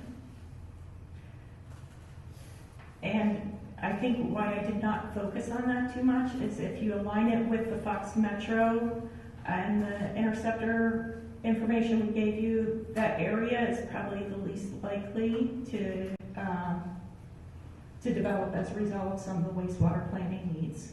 So I was focused on where, from a sewer perspective, we could service. Any other questions? Is this, just that, sorry, I missed. No, you're, But right. when Newman was coming in, they were, that was the focus, was the whole South, and then same with Kimbleville. What changed? Or is it only because of the magnitude of the plans that they were able to do the infrastructure needed? A lot changed. More information. So a few things. Number one, we still showed, actually on the 2006 plan, we showed the Clublands and the southern portion of Settlers Ridge below Prairie Street, and we showed that breaking down. You go down that way, you don't necessarily need storage down there because you're dropping pressure. You go north, it's higher. So that's number one. Number two, that was all going to a lift station. We've gotten a ton more information. We have a wonderful relationship in getting information from Fox Metro. They've done a lot of studies over the last 2 years, which has been some of the delays in getting some of the information to you. So we've been really pressing to say, what can we realistically do? And we've gotten wonderful information from them. So there is, previously is, yes, you can do it, but they'll let you know when you run out. So we didn't know. You can pick and choose where you want to go. Here, the other thing to note about that is you had major development that might have been able to, you had two major developments that might have been able to fund some of those interceptor sewers eventually too, and would have helped the community. But since neither went through, it's just not a viable option unless you have a massive. That's what I was thinking with it, was because they had that magnitude of the development to absorb the cost. And I don't think they even, I can't recall specifically, I don't know that they showed any interceptors going down south to Jericho. Yeah, that's what Newman's plan was. Did it? I was pseudo involved at that time. It's vague memories to me, but I know there was discussions at some point. Our concern though is going north, and I see what the issue is there is getting the pressures. Correct. So you might have adequate storage now, but if it's not in the right place, then you need to consider it. Have you considered how much we're going to need up there? We're starting to look at that a little bit, not definitively at this point in time. That is, once again, how big do you want to size it for? Do you really want one tank for that whole area? Where's the development going to happen? And there's only a certain design radius that it will serve, and you're not going to build it too big because you're not going to be able to keep the water quality of what you need it to be. So it's in progress, a work in progress, and it will really depend on what comes in. Any other questions? So with that final slide with words on it, well, words that This is, did I talk so long that? Yep. do I have to? Like, drop. 3 minutes are up. It's all. I'll take that 3 minutes. So, should I just talk A little louder, or I'll talk, and it will go in and out. Yeah. So just recommendations. If there's any, if anyone feels differently about seeking out an alternative source, would love to hear that, because that really impacted even our original contract of, do we just want to stick with phase one or look at both parts? The second is just continue to monitor PFAS regulations,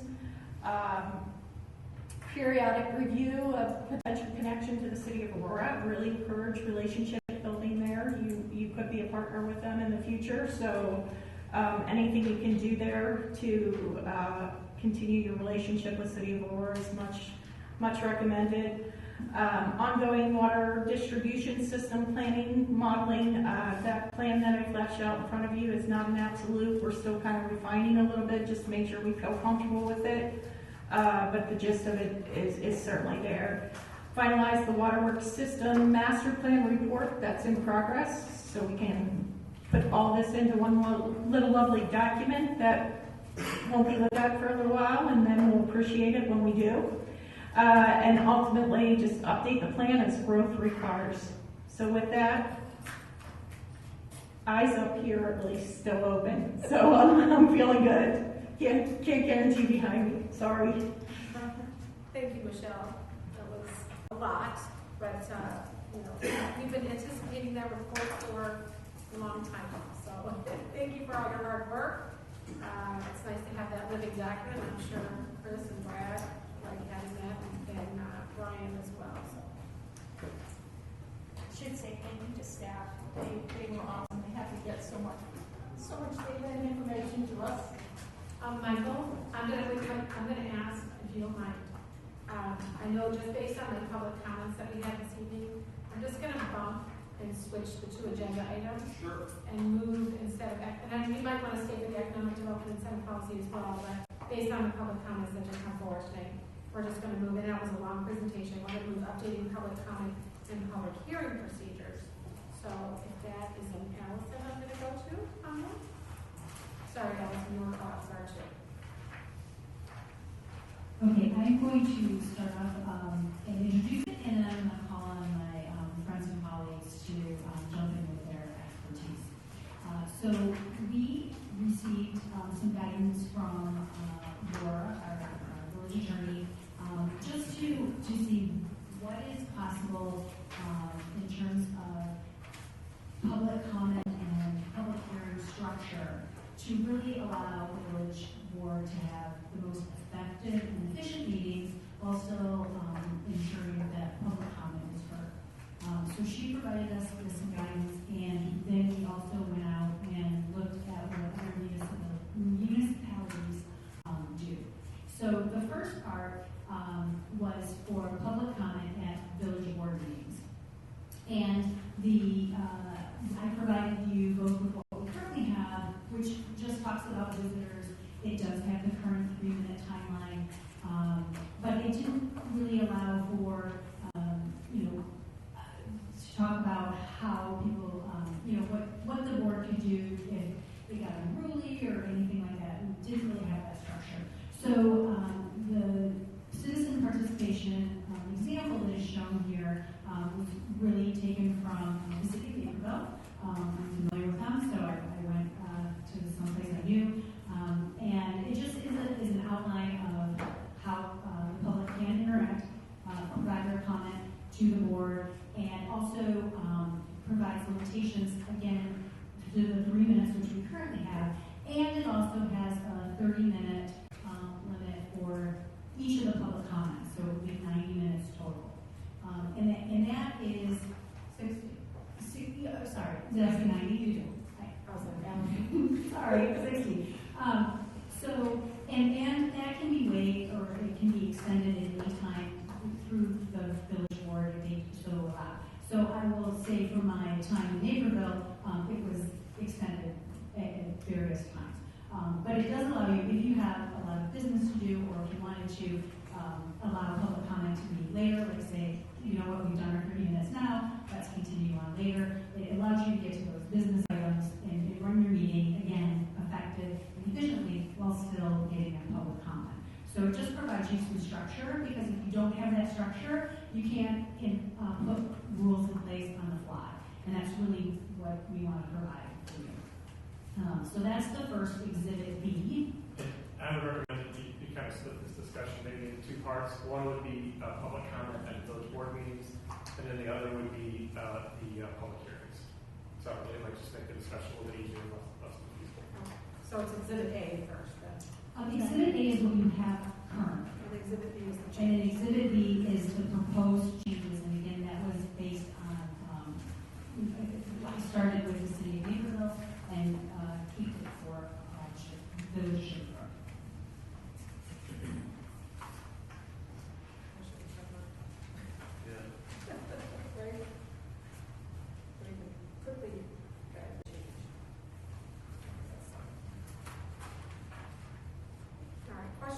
discussion, I guess we're gonna, I guess I'll just go. yes. I don't necessarily have an issue with the 3 minutes, I do with the 30 minutes. I think we need to have the time to allow the citizens to speak. But I also think that we make it so that it's not abused from the standpoint of your chance. There's not, you can't sign up 3 different times in 3 different meetings. When you speak your mind, you spoke your mind. And so that we're not having the same speakers at every meeting. Speaking about the same thing. You can't limit necessarily the same speakers at the same meeting. Each meeting is its own standalone entity. And I don't think that's the goal, is to try to limit. I think that if we speak about, board meetings versus public hearings separate, and quite honestly, I don't know that we even come close to the 30 minutes at this point. It was recommendation by staff as our options are forward. So I don't know if Laura, you want to make comment on this as well? Sure, and of course, I just want to put the caveat forward that everything up tonight is just for discussion. Obviously these are what the public access counselor, the Attorney General's office have found. It's drawn from principles that have been found to be reasonable from other communities. So that is where a lot of these numbers come from. But of course, there's certain restrictions that you can't go below, but the village board can always change some of these numbers. It really is just a starting point for discussions.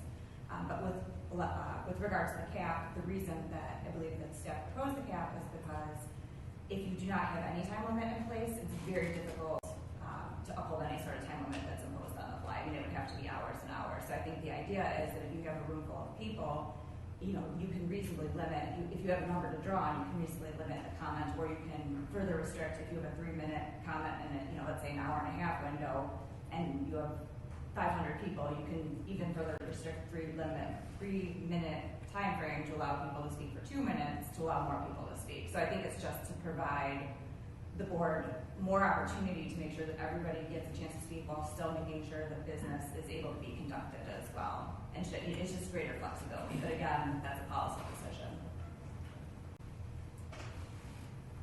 This is the policy at King County for board meetings, and all written responses to are entered into,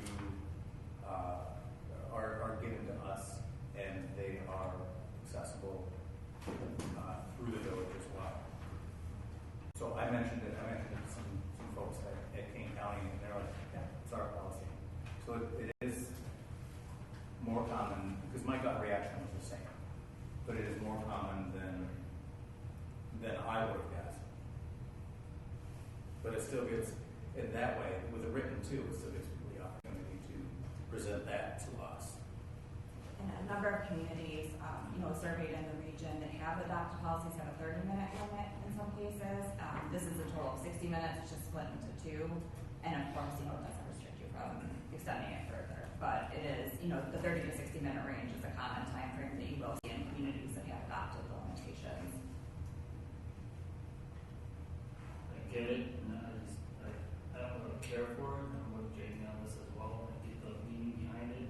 I don't like it. Of course, I think everybody should have their right to speak to us, and that's why we're here.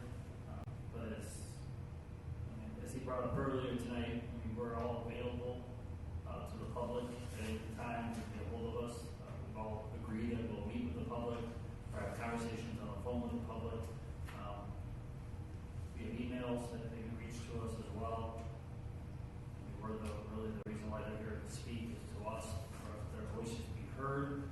Necessarily doesn't have to be within this room. So I'm torn on it because I really I want to hear everybody, and there is something to say about voice and numbers. People come really show support for their beliefs in a big group, and that's important for us as that talking point for the residents, right? But at what point do we get to a filibuster where they're going to sit here and speak for hours and hours and hours, and we don't leave because they're still up there talking? So we do have to find the happy medium. So my thoughts on it, I think that there's other ways that they can reach reach us. I think that there's, I think the 30-minute within, I think that's a reasonable time frame. So as much as I really don't like it, I understand it. So I think I'd be okay with it. I think and Heidi, you can weigh in too, that'd be great, but I think that the goal is that the village board conducts business.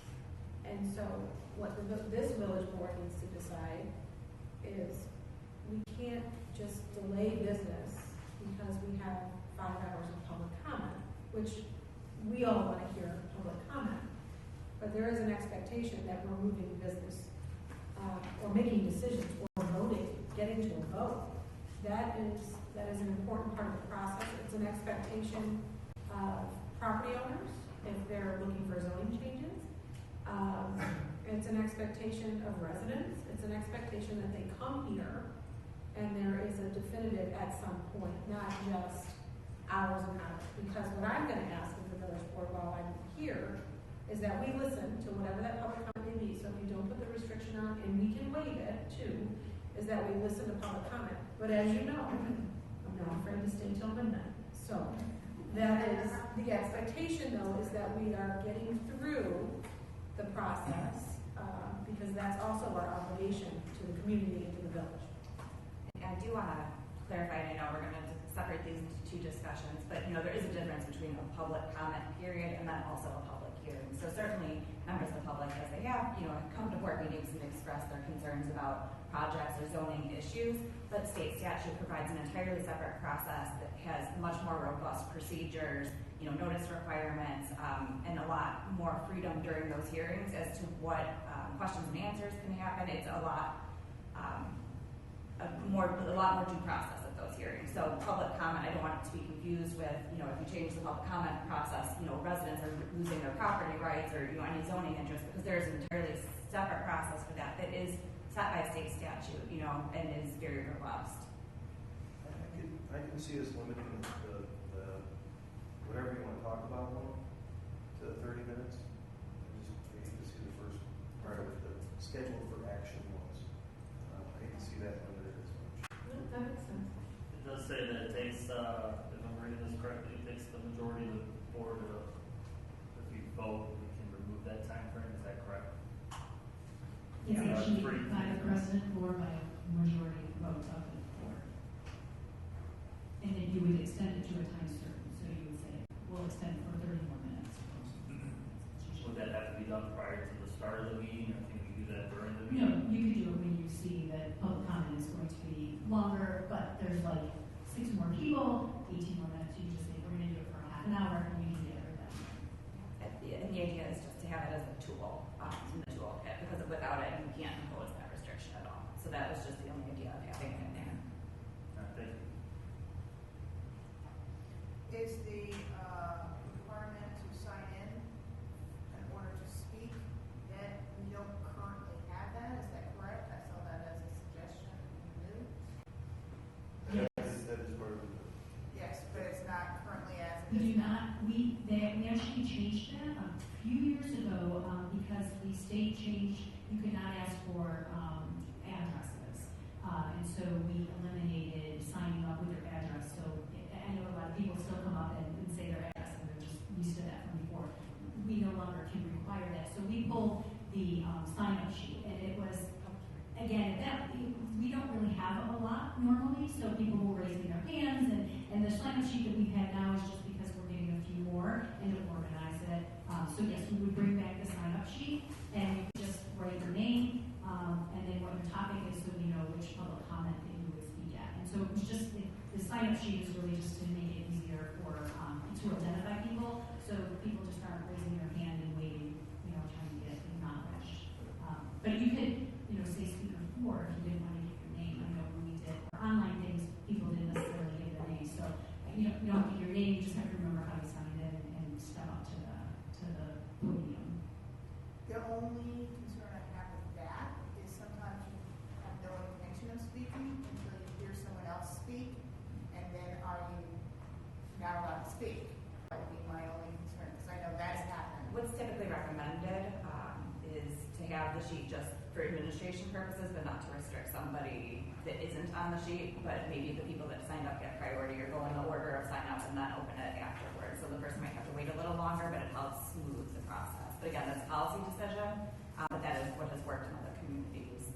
Kind of And that's what we did, and that's what we did tonight. Right, I know, and that's what we do, I just don't want that as a policy saying you can only speak if you signed up. I would like it, go in order maybe of what is signed up on it. So on exhibit B, page 27 of our report, we have process. 2.1 says you have to sign up beforehand. Right. You want to modify that at the village, or whoever's running the meeting, the village president or the acting Sean Herring guy. Shall inquire whether any additional speakers want to speak. Is that something we want to add? Or Yes, is it- I think so. Yeah, I would recommend having some flexibility to not only limit it to people who have signed up ahead of time. And then maybe just as a process thing, at the end of the 30 minutes, if we haven't already expended it, the village president would ask for a motion to extend it, and see if anybody does want to do it. It'll give us that Ability. place to do it. So if I'm understanding correctly, the idea would be to kind of a normalization of the extension instead of just having it as an option to kind of have it in the process. So that we have a spot in the time where we get to say, yes, I'd like to make that motion. Okay, so it automatically kind of comes up as a question versus somebody having to raise it. If we hit the limit. Correct. I mean, I don't want to have to go through that every time there's only two people talking. Right. But that's kind of my view on it. Makes me feel better about it. Yeah. Okay. So that's the board, right? Yep. Now we have PC. Well, and the only other thing I know came up, I think it's under limitations, the groups of speakers. Right, well, I'm sorry, I'm still on 27. 7. Limitations 3.4. I mean, these are just recommendations. It's not a hard, fast rule, right? So it's just whenever possible, so that you're not eating up that time frame. You're all raising the same issue, and I understand your point. You are correct, that we're all the voices are better than one, but all the bodies, I think, are telling as well. I think the idea behind that is, that everyone doesn't have to go into the full 3-minute explanation. If somebody said exactly what they want to say, to just encourage people, and encourage should probably be the word used, encourage people to say, I agree with him, or I agree with all those points except for this, instead of, completely reiterating the entire statement over, just in the interest of time. I give you an example from Kane County Board from last week. It's 1 minute, not even a minute. I was at the zoning board for the 4 extensions, and we went 5 hours just to get to us because they had 3 other agendas going, and there were so many speakers for all the other agendas that they were standing room only in the auditorium. So we went over 5 hours. Thank you. We've done that. We're happy to do that. Yeah. 3.4, I agree with you. Let's use the word encourage.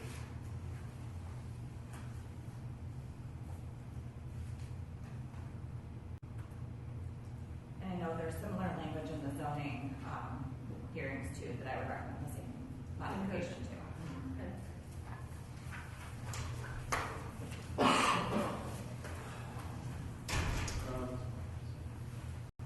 Does this apply to our, what about village board public hearing? So the public hearings are created by whatever is triggering that public hearing. So for example, if there's a hearing like TIF hearing, the process for that is going to be set by the statute.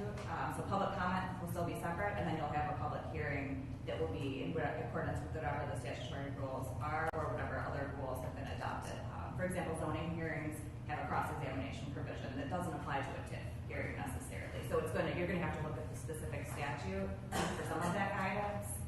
But generally, as far as the general parameters, you can adopt similar ones to the zoning and public comment generally. So like annexation has its own rules Correct. about time limits and things like that, or? No, so you can still impose time limits to some extent, but it's not recommended to have that hard and fast 30 minutes or what have you. Generally, with a public hearing, there's going to be a right to cross-examination for certain people. Not necessarily everyone in the village would have that right, but what an interested parties is probably a confusing term to use with the TIF, but people that have an additional interest in the action taking place. And when you see a zoning or a special use, typically people within 250 feet is what the statute says gets noticed. So statutorily, that's who is determined to have interest in those type of hearings. But that doesn't restrict the village from defining interested parties in a broader sense. But typically it is some sort of proximity to whatever is occurring that would give those people that extra due process, ability to cross-examination and ask questions. With the zoning hearings, some of those restrictions are to try to facilitate the questions to make sure that they're on point with what the person asked. So when you're cross-examining someone, that you're staying within the scope of their testimony and not using that cross-examination period to completely go off about some other topic. So that's what really with the public, with the zoning rules are intended for, is to kind of clarify what those processes look like. We still want to give everybody, we should always have time to speak. Definitely would encourage, having, you can still have a 3-minute or a 5-minute time limit for general comments. The interested parties have a much looser time frame if they fall within that classification. And then, another suggestion we'd have is to have people submit questions in advance to make sure that their questions come up in the scope, so then they can ask questions about the things. And there is the sign-up recommendation in there, and that was something that came to our attention as being problematic, that you don't know if you want to cross-examine, if you don't know what somebody's going to say. So again, I think it would be that encouraging people to sign up ahead of time if you know you have a question, but leaving that flexibility for people, but just from a time management standpoint to allow, you have a good idea and a good gauge of what to expect at those hearings. And then, again, to have those questions submitted ahead of time, that gives the public more of an opportunity to make sure they can ask questions of the witnesses rather than being barred because you're saying, well, that's going to come up in their testimony, so now you can't ask questions about it. So I do think that it helps everybody and it does narrow the scope, to the information that's relevant to the proceeding.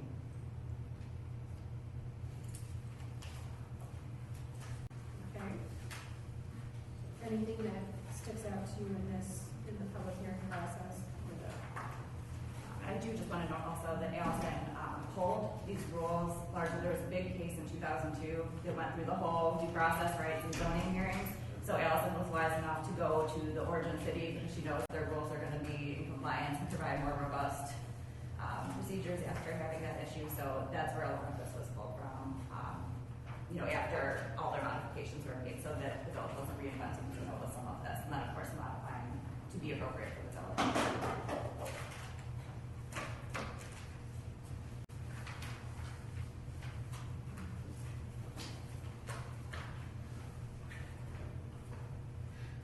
So I think the interested parties thing was coming up as a question.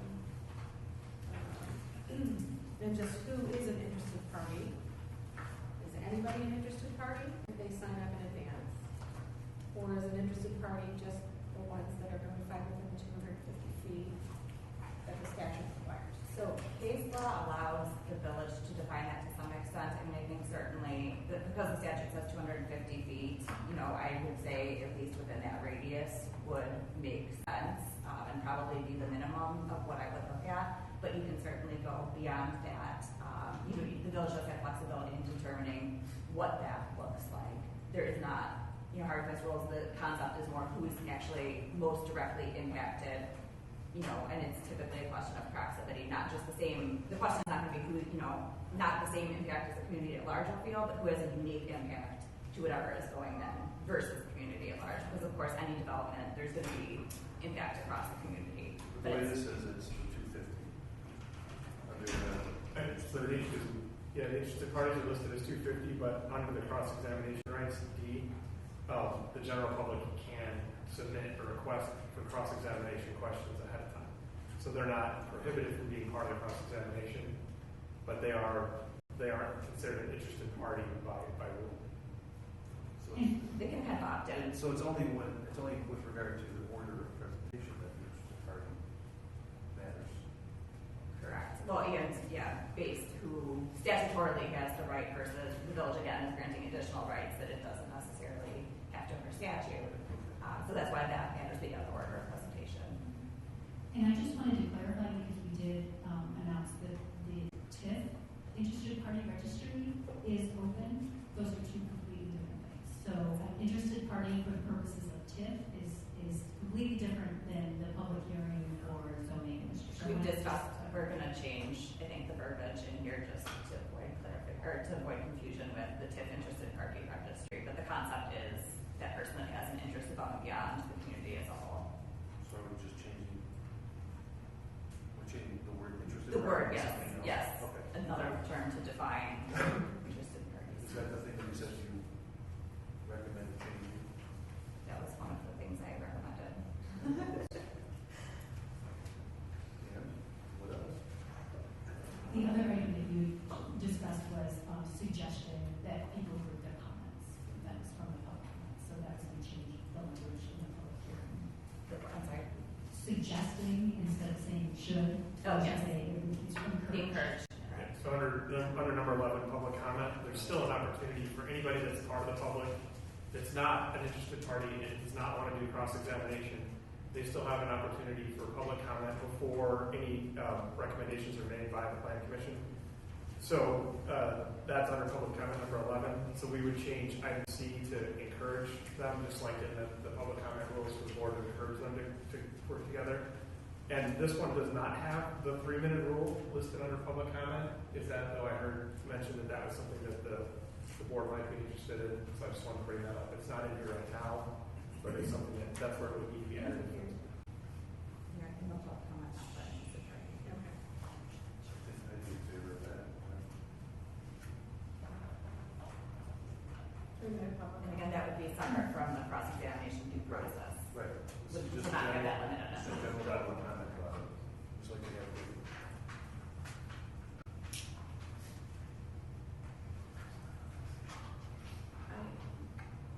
Other thoughts on that? I would agree with you. I think that this gets into more depth of, I feel like the last time we went through the hearing, the Crown hearing specifically, we didn't have these hard and fast rules in the sense of who could cross-examine, who couldn't. It's hard to know that you want to cross-examine someone until you know what they're going to say. So I think that's part of it.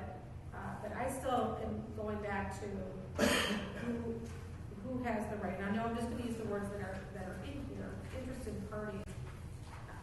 I live outside 250 feet of the Crown development that I know a lot of folks are in for. Would I, if I signed up, be an interested party and able to cross-examine? Under your Not as an interested party, but as a general public. No, but the general public can't. Yeah, they can. Under ED, groups 32. Okay. That's what Scott was. Okay. That'd be the general public a day ahead can submit a request to the community development department that they want to cross-examine.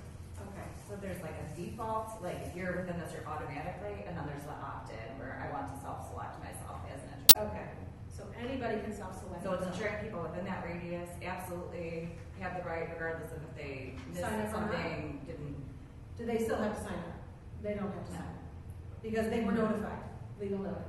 They would have received legal. Legal notice, okay. They also can make a presentation as an interested party.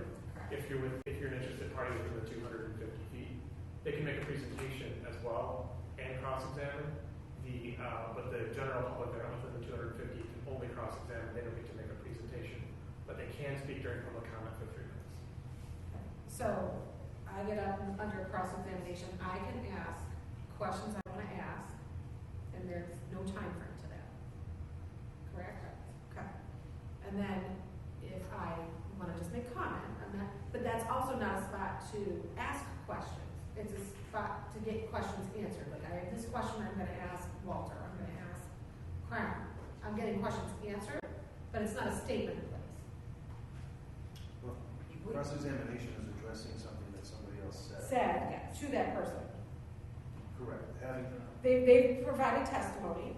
Correct. And I am now, because that is what it is. So, now I'm cross-examining them. Listen, I watched a lot of Judge Judy. She didn't have a lot of cross-examination going on, but I understand. But my point is, it's a back and forth with the person who has testified. But if you're saying, you know what, I just want to ask this person other questions too, it's limited to their testimony. It's limited to their testimony. Yes. So you can't say. You can't just ask whatever You can't question. just say, I know you're an expert in this, so I'm going to ask you this about something that you didn't testify about, but you still know about. I see. Which is why I had suggested also, you know, if we have questions ahead of time and the questions are pertinent, then you can make sure that those questions get brought up, get answered, you know, as part of the testimony, you know, assuming that they're relevant to. I'm sorry. The original presentation. Correct. You know, I mean, if you can give a list here, you know, whoever's going to be speaking and say, we've received a lot of interest in these issues, you know, can you address some of these during your presentation? That ensures that what if they're testifying, assuming, you know, the questions are relevant, of course, you know, it's not necessarily a free-for-all for any question on Kassan, but I think that will help get questions out there in that testimony that then gives that more robust, you know, either getting your question answered or making sure you can follow up on it. So are you saying under 8D that we're recommending that any general public submit their potential questions? So I would just have a recommendation. I would just recommend that, correct. Okay. And without it in the policy, there's nothing that would prohibit a member of the public certainly from submitting questions and having it filtered through. I think just codifying it, you know, would be best practice. Is that where you would want it, as under E? I would have to look back through and see where I think the concept I would like somewhere in here.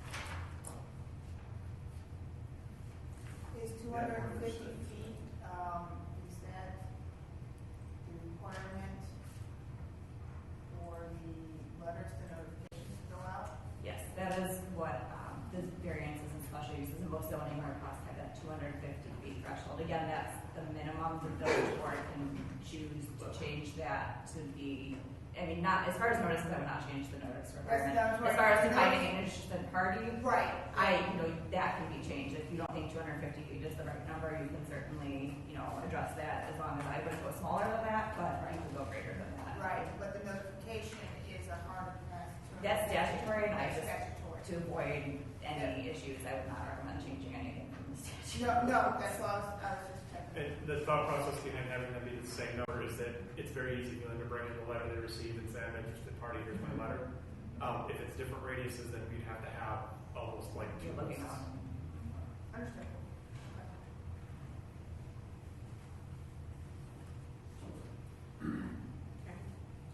What does everybody feel like about the one-day requirement to submit from the general public? Or what is it, pre-registering that you want to cross-examine? I think that's providing the question. No, it's the process. You're right. Your AD, if you haven't pre-registered as a cross-examiner, you don't have the ability to at the meeting. Yeah, and that's one of those that's a policy decision. You know, under the Open Meetings Act, they've held that as long as it's under the 2-day agenda, you can't go beyond when the agenda is posted as making people pre-register. You can go within that time frame, but whether or not you want to is completely a policy question. I just taken that out. I guess it defeats the purpose, though, if you take that out, to be able to have, to Laura's point, questions addressed in the presentation of the petitioner. To be able to have it worth cross-examining, you know. Well, what about adding something that says that if you did submit a question, then you do have the right to cross-examine on that question? And I think you could modify it any number of ways. I mean, you could also put something in that requires pre-registration, but in the event that somebody isn't pre-registered, you know, you could, if time permits, you could allow those, but that way you're ensuring people that have pre-registered, right, but not prohibiting people that haven't. Yeah, that's, I mean, it's kind of like saying, all right, if you're interested enough to ask the question, you know, it's kind of like pre-registering for cross-examination too. Yeah. That's kind of my thought. And I think that's kind of how it's written, is it says you need to submit it a day ahead of time, and then we're going to recommend you send questions when you do submit your request to the Community Development Department. You don't have to send questions, but you do need to ahead of time register, and then, so it sounds like maybe that we add if time allows, the chairman may allow cross-examination from the general public that did not, something along those lines. Is that what I'm hearing? That was my other. Okay. Nice stuff, Tom. You guys agree with that? Maybe the chairman the leeway to. Yes, for sure. For sure. But I do, in most cases, we're going to want to have something to be prepared to respond. And This is for planning commission, not us. Yeah. Right, but the village would want to have, to be able to respond and give good feedback, answers, and have a good discussion on it. That's just knowing what to be prepared for, that I think we're setting the whole interaction up for success. If everybody knows what they're talking about, instead of on the spot, like, I can get you that, but not now. And it defeats the purpose of the cross-examination, in my opinion. Yeah, I agree with that.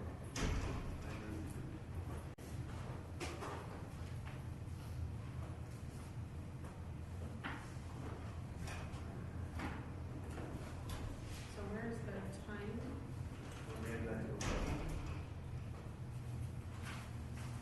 The time would be under number 11. It would be 11A, small b.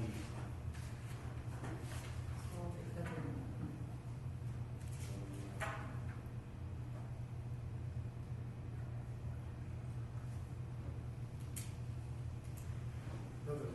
Yeah, it's big A. And it's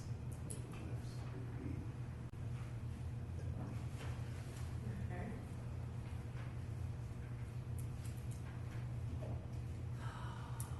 Any other?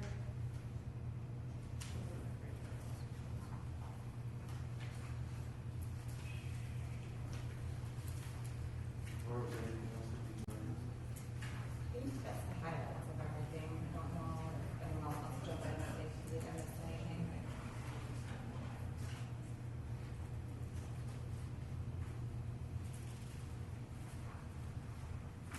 I mean, two things, it'd be good to, all your changes come back in here, you see those, and then two, we have two board members that are not present, that obviously we want them to weigh in on this before it's adopted, so I think another round of discussion would probably be appropriate before we go to general business. We won't need to get to general business. Well, I mean, let's just continue it. Yeah, we can just bring it back for discussion again. We did, you're so lovely. I think we can bring it back again next board meeting for discussion. I hope that the other two board members are, certainly we'll get their input as well, if we can, but with the modified document. I think the goal is to have a productive meeting where questions are answered. I think sometimes, in the way that any public meeting is set up, it's public comment, and that's what it is. It's supposed to be public comment. If we're able to address your comments in our discussion, and we certainly want to do that. We do want to be an open, very transparent board and answer your questions. This document that we're talking about is relative to the public hearing process through the planning commission, but it is really intended so that you're getting your questions answered instead of just making comment. If you go through some of these steps, I know it seems maybe cumbersome because it's different, but it does give you more flexibility beyond being a property owner that is only within 250 feet if you go through this process. So the goal is not to make it more restrictive, it's just to create order to it, but with still the availability under that process to not be limited to 3 minutes as well. So I think there's more flexibility in this current plan than we even have any structure at this point. So that's what we're trying to accomplish.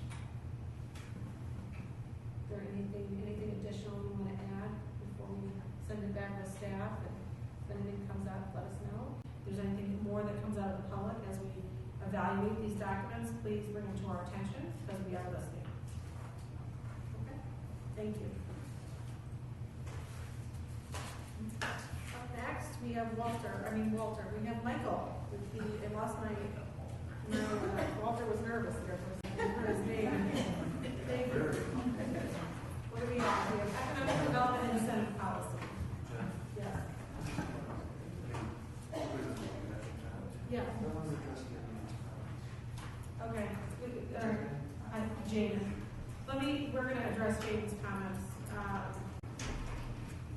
If I can remember them all, because I know Jaden wants to. I just want to address something that you said, and I appreciate you coming up here, I really do. I don't think that there's anything that this board's going to do that's going to withdraw us from the process. This board has always been very active, and I've been practicing law here in Sugar Grove for 20 years, representing developers before this board, so I have a lot of experience with that. And one thing that the village always has had is a hand on what's going on, and I don't see us giving that up. I really don't. So I just wanted to address that because he started off with saying, we haven't got the answers to this, and I want to give you an answer now. All right? And I also, the comments relative to, and I knew I addressed this with you, Jaden, when we spoke, but I think his comments specifically to why not here, or why not there, or why not in another location in the center of town. And the answer to that question is there's a property owner that is asking for a zoning change. And it's not in front of us yet. I think that's the other thing. And even hearing your comment earlier about I want to provide numbers, you can provide numbers to the village board. The village board doesn't have any numbers to compare it to because nothing has been put in front of the plan commission or the board. Right. So, but I have verification of some of the numbers, and it's information, food for thought, yeah. And they're based on statements that they made. Yeah, that's so, fine. And I understand there's going to be variable changes, but at least it narrows that scope of questions, I believe. Yeah. And when I leave the room, you can flush it. No. And I don't know if anybody's trying to flush it. I just think that, it's like anything. You're taking information from one source and you don't have information from the other. So while whatever information you have is good information to provide a perspective with data, the board needs to see the data on the other side. This isn't a town hall. This isn't a town hall. We can't this back and forth. Let's just stick with what we're talking about. That frustrates me. We make rules. Some people can talk, others can't. You can't talk right now. This is time for you to explain some stuff. You wanted to talk. We're done with public comment. So we can't keep going back and forth. It's unfair to other people that wanted to speak up during our conversations, and we told them no. So let's try to stay on task here. And we're already at 2 hours and 15 minutes into this, and it's not a back and forth. I'm sorry, but we have to make it fair for everybody. Thank you. Please, Michael. The Economic Development Department has drafted a proposed policy regarding incentives. Once the policy is adopted by the Village Board of Trustees, or once a policy is adopted, it would then apply to any incentive requests that come in after that policy. Staff reviewed economic development incentive policies and the potential types of incentives that are offered from the following municipalities: Aurora, Batavia, Downers Grove, Elburn, Geneva, Lisle, Montgomery, Naperville, Oswego, St. Charles, and Yorkville. Some area municipalities do not have a published incentive policy or a list of potential incentives. And I also just went back on my experience in my career dealing with different incentive agreements and programs. The attached proposed policy includes the following provisions. 1, a list of types of incentives that the village will consider. The key word is consider. Doesn't commit the village to approving anything. The process for submission of the request, including the completion of an application form which is attached to the policy that you have. The documents that are required to be submitted by the company. For those requests that are through a tax increment financing district, there's a list of eligible expenses for TIF reimbursement. There's a provision that lists the factors that will be used by the village in evaluating the request for incentives. In the policy, the process that will be used by the village, I should say, to consider the request is the establishment of a review team. The creation of a TIF or business district, the process there. And then the process for actually drafting the incentive agreement is listed in the policy. And finally, the presentation to the village board, which must approve all such agreements. The review team would include the village president, the village administrator, the economic development director, the finance director, the community development director. This policy does not, as I said, does not commit the village to approving any incentive. Only the village board can do that. An incentive agreement, one can approve an incentive agreement. This policy does establish a process and a criteria for consideration. It will also serve as a guide for any company that would like to be considered for an incentive. The village recently has approved incentive agreement for Prairie Grove Commons, and also you've approved 2 commercial property enhancement program grants for both Fireside Grill and now for our most recent one that was approved tonight. I'd be happy to answer any questions you have about the proposed policy at this time. My very first one is under the board report. It says some area municipalities do not have a published incentive policy or a list of potential incentives. My question to you is how many do? Of the ones that I listed? Yeah. The ones I listed all have them. In published policies? Yes. Okay. The one, I don't have the list of those that don't, but they were few and far between. North Aurora is one that just has nothing published. Okay.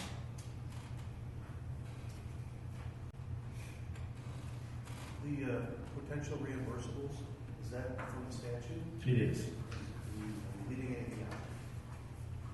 I don't believe so, but that's why I had that last line, other extraordinary costs are unique to the site.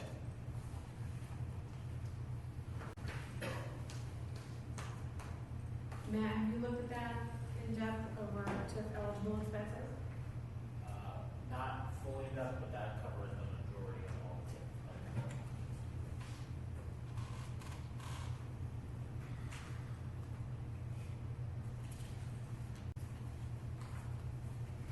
I always worry, this is just me, I always worry that you have a policy and then there's an expectation, right? That we're going to do something. And I know that's why we have to be mindful as to head that off. And it should be known to the board that Michael is very, he's good at what he does. He doesn't give away money. Let's just say that. So he's very strict and stringent on the way he even negotiates or speaks to about any potential incentive. And sometimes I think the response has been, there's no way. You know, so we know that about you. It's not necessarily you that we worry about. It's potentially putting a policy you might like out there, and then you retire, and we have a new economic development director that we like to think we'd hire, or you would find your successor. But that maybe looks at this is what they'll do, and that's not necessarily the case. So I know you're using words in there that are appropriate, that say may, or they're suggested, they're not finite by any stretch, but that's just my concern with you when you put it on paper. I think it needs to be on paper. Does it need to be formally adopted? I don't know. Right. So one comment I would make is, just like Michael did when I looked at communities to find incentive policies, I know when businesses are doing potential research, and I've heard this as feedback because I've in the past worked places that have had incentive policies on the website, and I'd be hesitant to have Michael put anything on the website that wasn't approved by the village board, and that would be the goal. Is if it's approved by the village board, we can put it on the website, and if they're searching around and looking at comparable communities and they see that we have this out there, it helps to promote the image that we're open for business and we're willing to talk. it doesn't guarantee anything, and it's the first thing Micah's going to tell them, and that's why we have a meeting with Economic Development Department as step one, is that if it's a terrible idea, don't even submit. Because we don't know if it's something that doesn't fit with the village. They'll be very, candid and say that with them and communicate back with us. So it does, I think it's important, and I know I've heard before, we already looked at your site and know that those options are there when they come talk, so they're more prepared for the first meeting and the first time they call Michael. Okay. That's well said. I never bring up incentives with any business, ever. I let them bring it up. And that's, I think, the most important line in this policy is all requests for incentives are evaluated on a case-by-case basis. Well, I think this is definitely, I can speak for myself, that I'm more of a proactive than reactive person, and I think this fits in line with that you are setting us up to be proactively attracting opportunities to be able to have a discussion. So, I like it. More prepared, more organized, for sure. Any other comments or concerns, questions? I'd like that. You like it? I think we should have it. Yeah, if that's, basically what Scott was saying, as soon as he spoke, I was, okay, that's what we gotta do then, so. In addition to Scott and Matt, Laura also reviewed the document. No problems? Like the math lawyers? She had a few minor changes that we incorporated. Yes, Matt? I just want to point out, all the incentives that are entered are already available out there. We're not creating any new one, we're not doing anything different that are still there. So anyone could have came in and asked for this already. They're not new.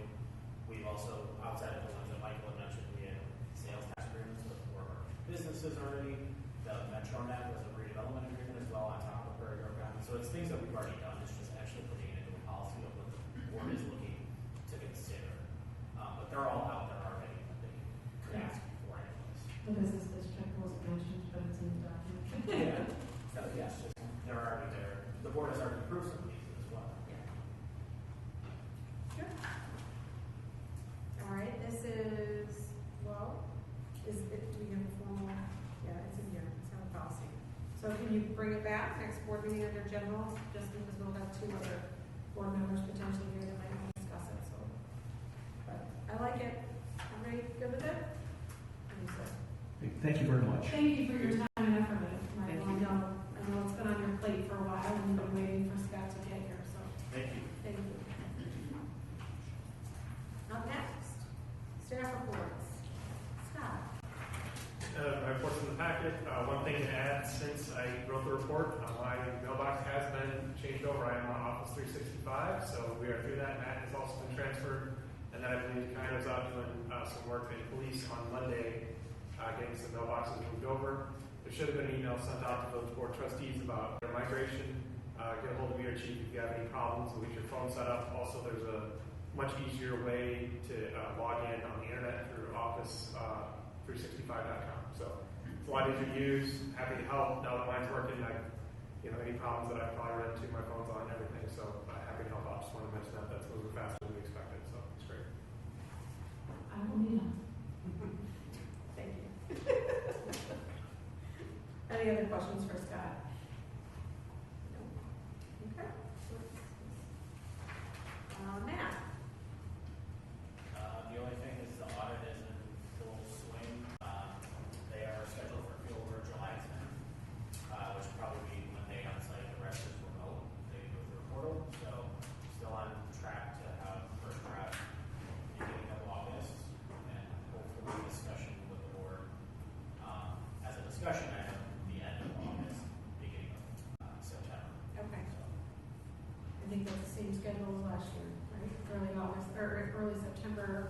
So we're looking to approve the last meeting in September, Okay.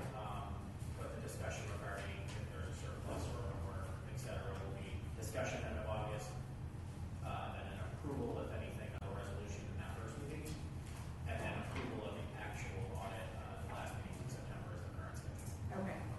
Thank you. Any questions for Matt?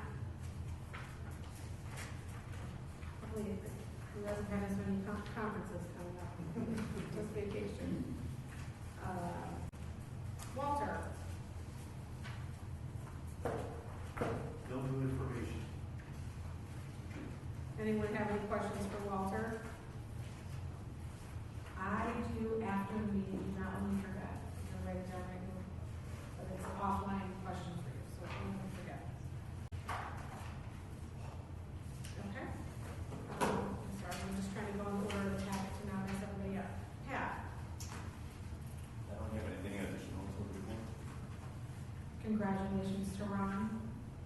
The guy who lost his last name. Move on. New guy? New guy. New guy. I was like, That's that's right. He's great. We're very lucky to be fully staffed, which we should let the community know. We are officially fully staffed with an extra officer as of this year, which was filled from how many years? Was it on hold for a while? Do you know how far back? What year? 2019. Okay, so we're back to fully staffed with an extra officer, which is great. So hopefully the residents are feeling safe already. Up next. Sorry. Look for my packet in this last. Brad. Nothing that Now, hopefully everybody has noticed the village trying to spruce ourselves up with the banners and flags. I think we realized, we just put it out there first, right? We realized that they're a little bit small, but we're working on it. We do believe that we will have other areas in the future where we'll be able to move those banners and flags onto different light poles, like the taller ones that are on municipal, likely need a larger banner in the future, but we will have them. I think they're a nice way to decorate the community from Memorial Day until Labor Day, and then we'll move into holiday stuff. But those are the little things that the village hasn't been doing that we're now doing. So hopefully all those things. Michael. Thank you. I have one item. I was asked to look into the issue of truck traffic patterns from facilities located at I-88 and Route 47, future facility. So I spoke to the team at Cushman & Wakefield, which is one of the largest industrial real estate brokerage firms in the country. And this is what they shared with me. First off, companies located in the future at I-88 and Route 47 would likely be selecting that location because of its proximity and direct access to the interchange. Why would a company select a site at I-88 and Route 47 if they have no intention of using the interchange to access the interstate? Number two, truck schedules and routes are designed to reduce the amount of time that the truck is on the road. This reduces costs for the company and ensures timely deliveries for their customers. It's pretty standard. Costs such as fuel and tolls are factored into their budgets. And number three, and I think the one I found most interesting, was the amount of time that trucks spend on the road is regulated at the federal level for trucker safety. The Federal Motor Carrier Safety Administration, which is part of the U.S. Department of Transportation, has enacted hours of service rules for truck drivers. How many hours can truckers drive? Truckers and trucking companies are now required to adhere to the following driving hour regulations. Commercial truck drivers are permitted to drive a maximum of 10 hours after 8 consecutive hours off duty. So once they hit the 10 hours, they then are off for 8 hours. Driving more than 3 hours beyond the drive time limit may be considered an egregious violation may be subject to the maximum civil penalties. Drivers must complete a logbook that is subject to Department of Transportation inspection at any time. And the amount of hours that the truck is on the road is reduced by taking the fastest route, which in this case would be I-88. So it's not only a money saver for a truck driver to be taking the shortest and fastest route, which would be the interstate, but also it's part of federal regulation to field said to me, the vast majority, not all, but the vast majority of trucks are likely to use an interstate interchange that is within direct proximity of their facility, as opposed to taking a longer, slower state route. I'll have that answer the question. Thank you for contacting the broker. I know we have a relationship there, and when you need information, you have good resources to capture that information. I think that I stand by that, and I know the community feels the same way. I think you feel the same way. That it's always the fear of the unknown. Like that's always what comes forward. And I know that with Crown and going through this process, because that's really what the community is again really heightened to. And I don't know what the right answer is, and I don't know if all the information that they provide would get approved. We have to go through that process and see, because there's still so much we don't know yet. But I don't know if the right answer is knowing what the user is, knowing what the zoning will be with certainty. Even for the folks that want the certainty in zoning, when you ask for a zoning, whatever the zoning class may be that you're asking for, there are uses listed for that zoning class. So there is no 100% certainty with one zoning and one user. It just doesn't exist. So I think it's hard for all of us to say, okay, we know what that impact is going to be. We know it's a light user. That would be the best case scenario. We know it's maybe a data center if that were to come forward. But there's still so much information beyond zoning that has to be ironed out. So as we get information like that, I appreciate you sharing it with us. That's all. Any other questions for Michael? I had one I just wrote down. Have you received any for the decorating contest? How did anything come in yet for? Yes, we have had registrations. I don't have that information. Oh, that's okay. I can get it from Melissa. But the answer is not none. The answer is we're getting them in. Okay. That's good news. Perfect. Thank you. All right. Any other questions? Just me.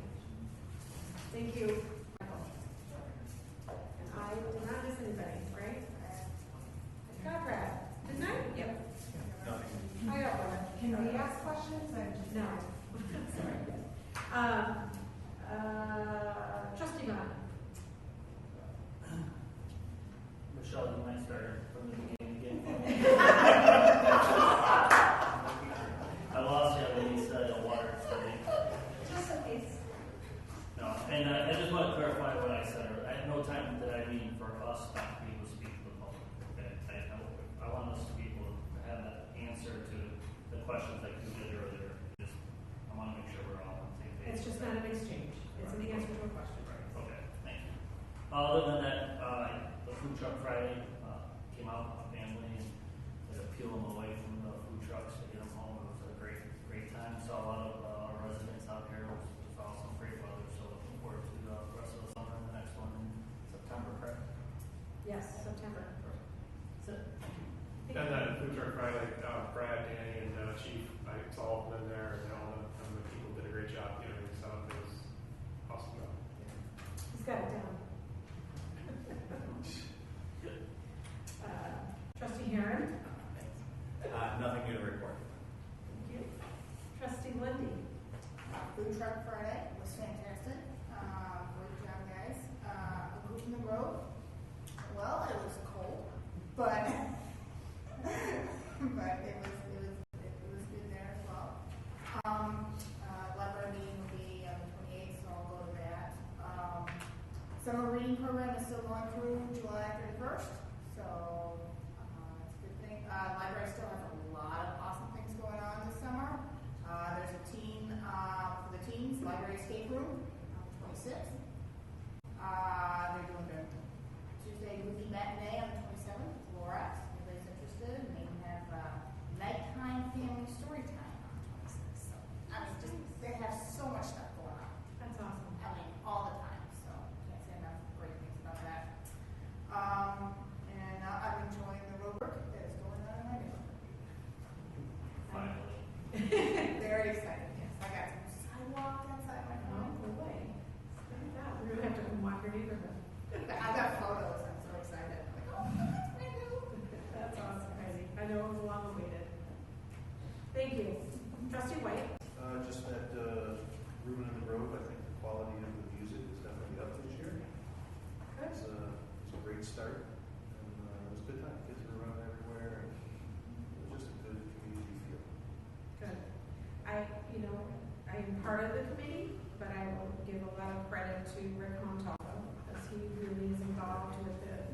researching of concerts.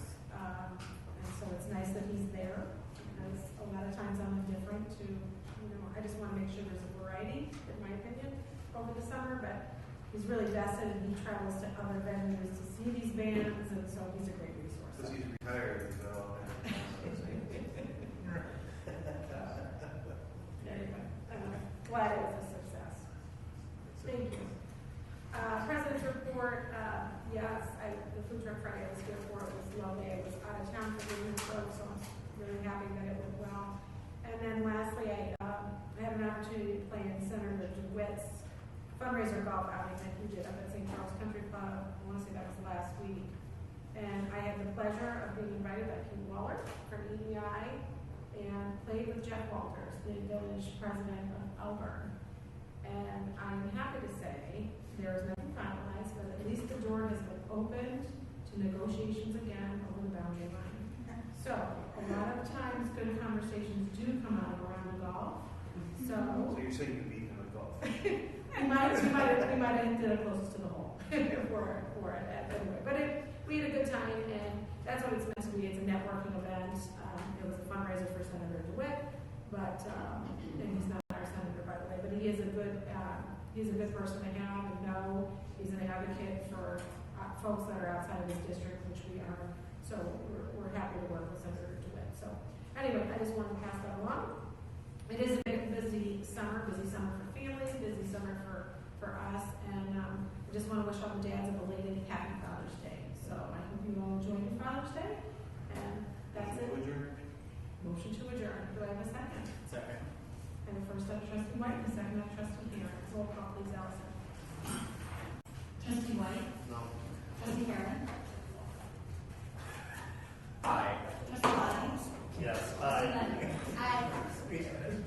Motion carries.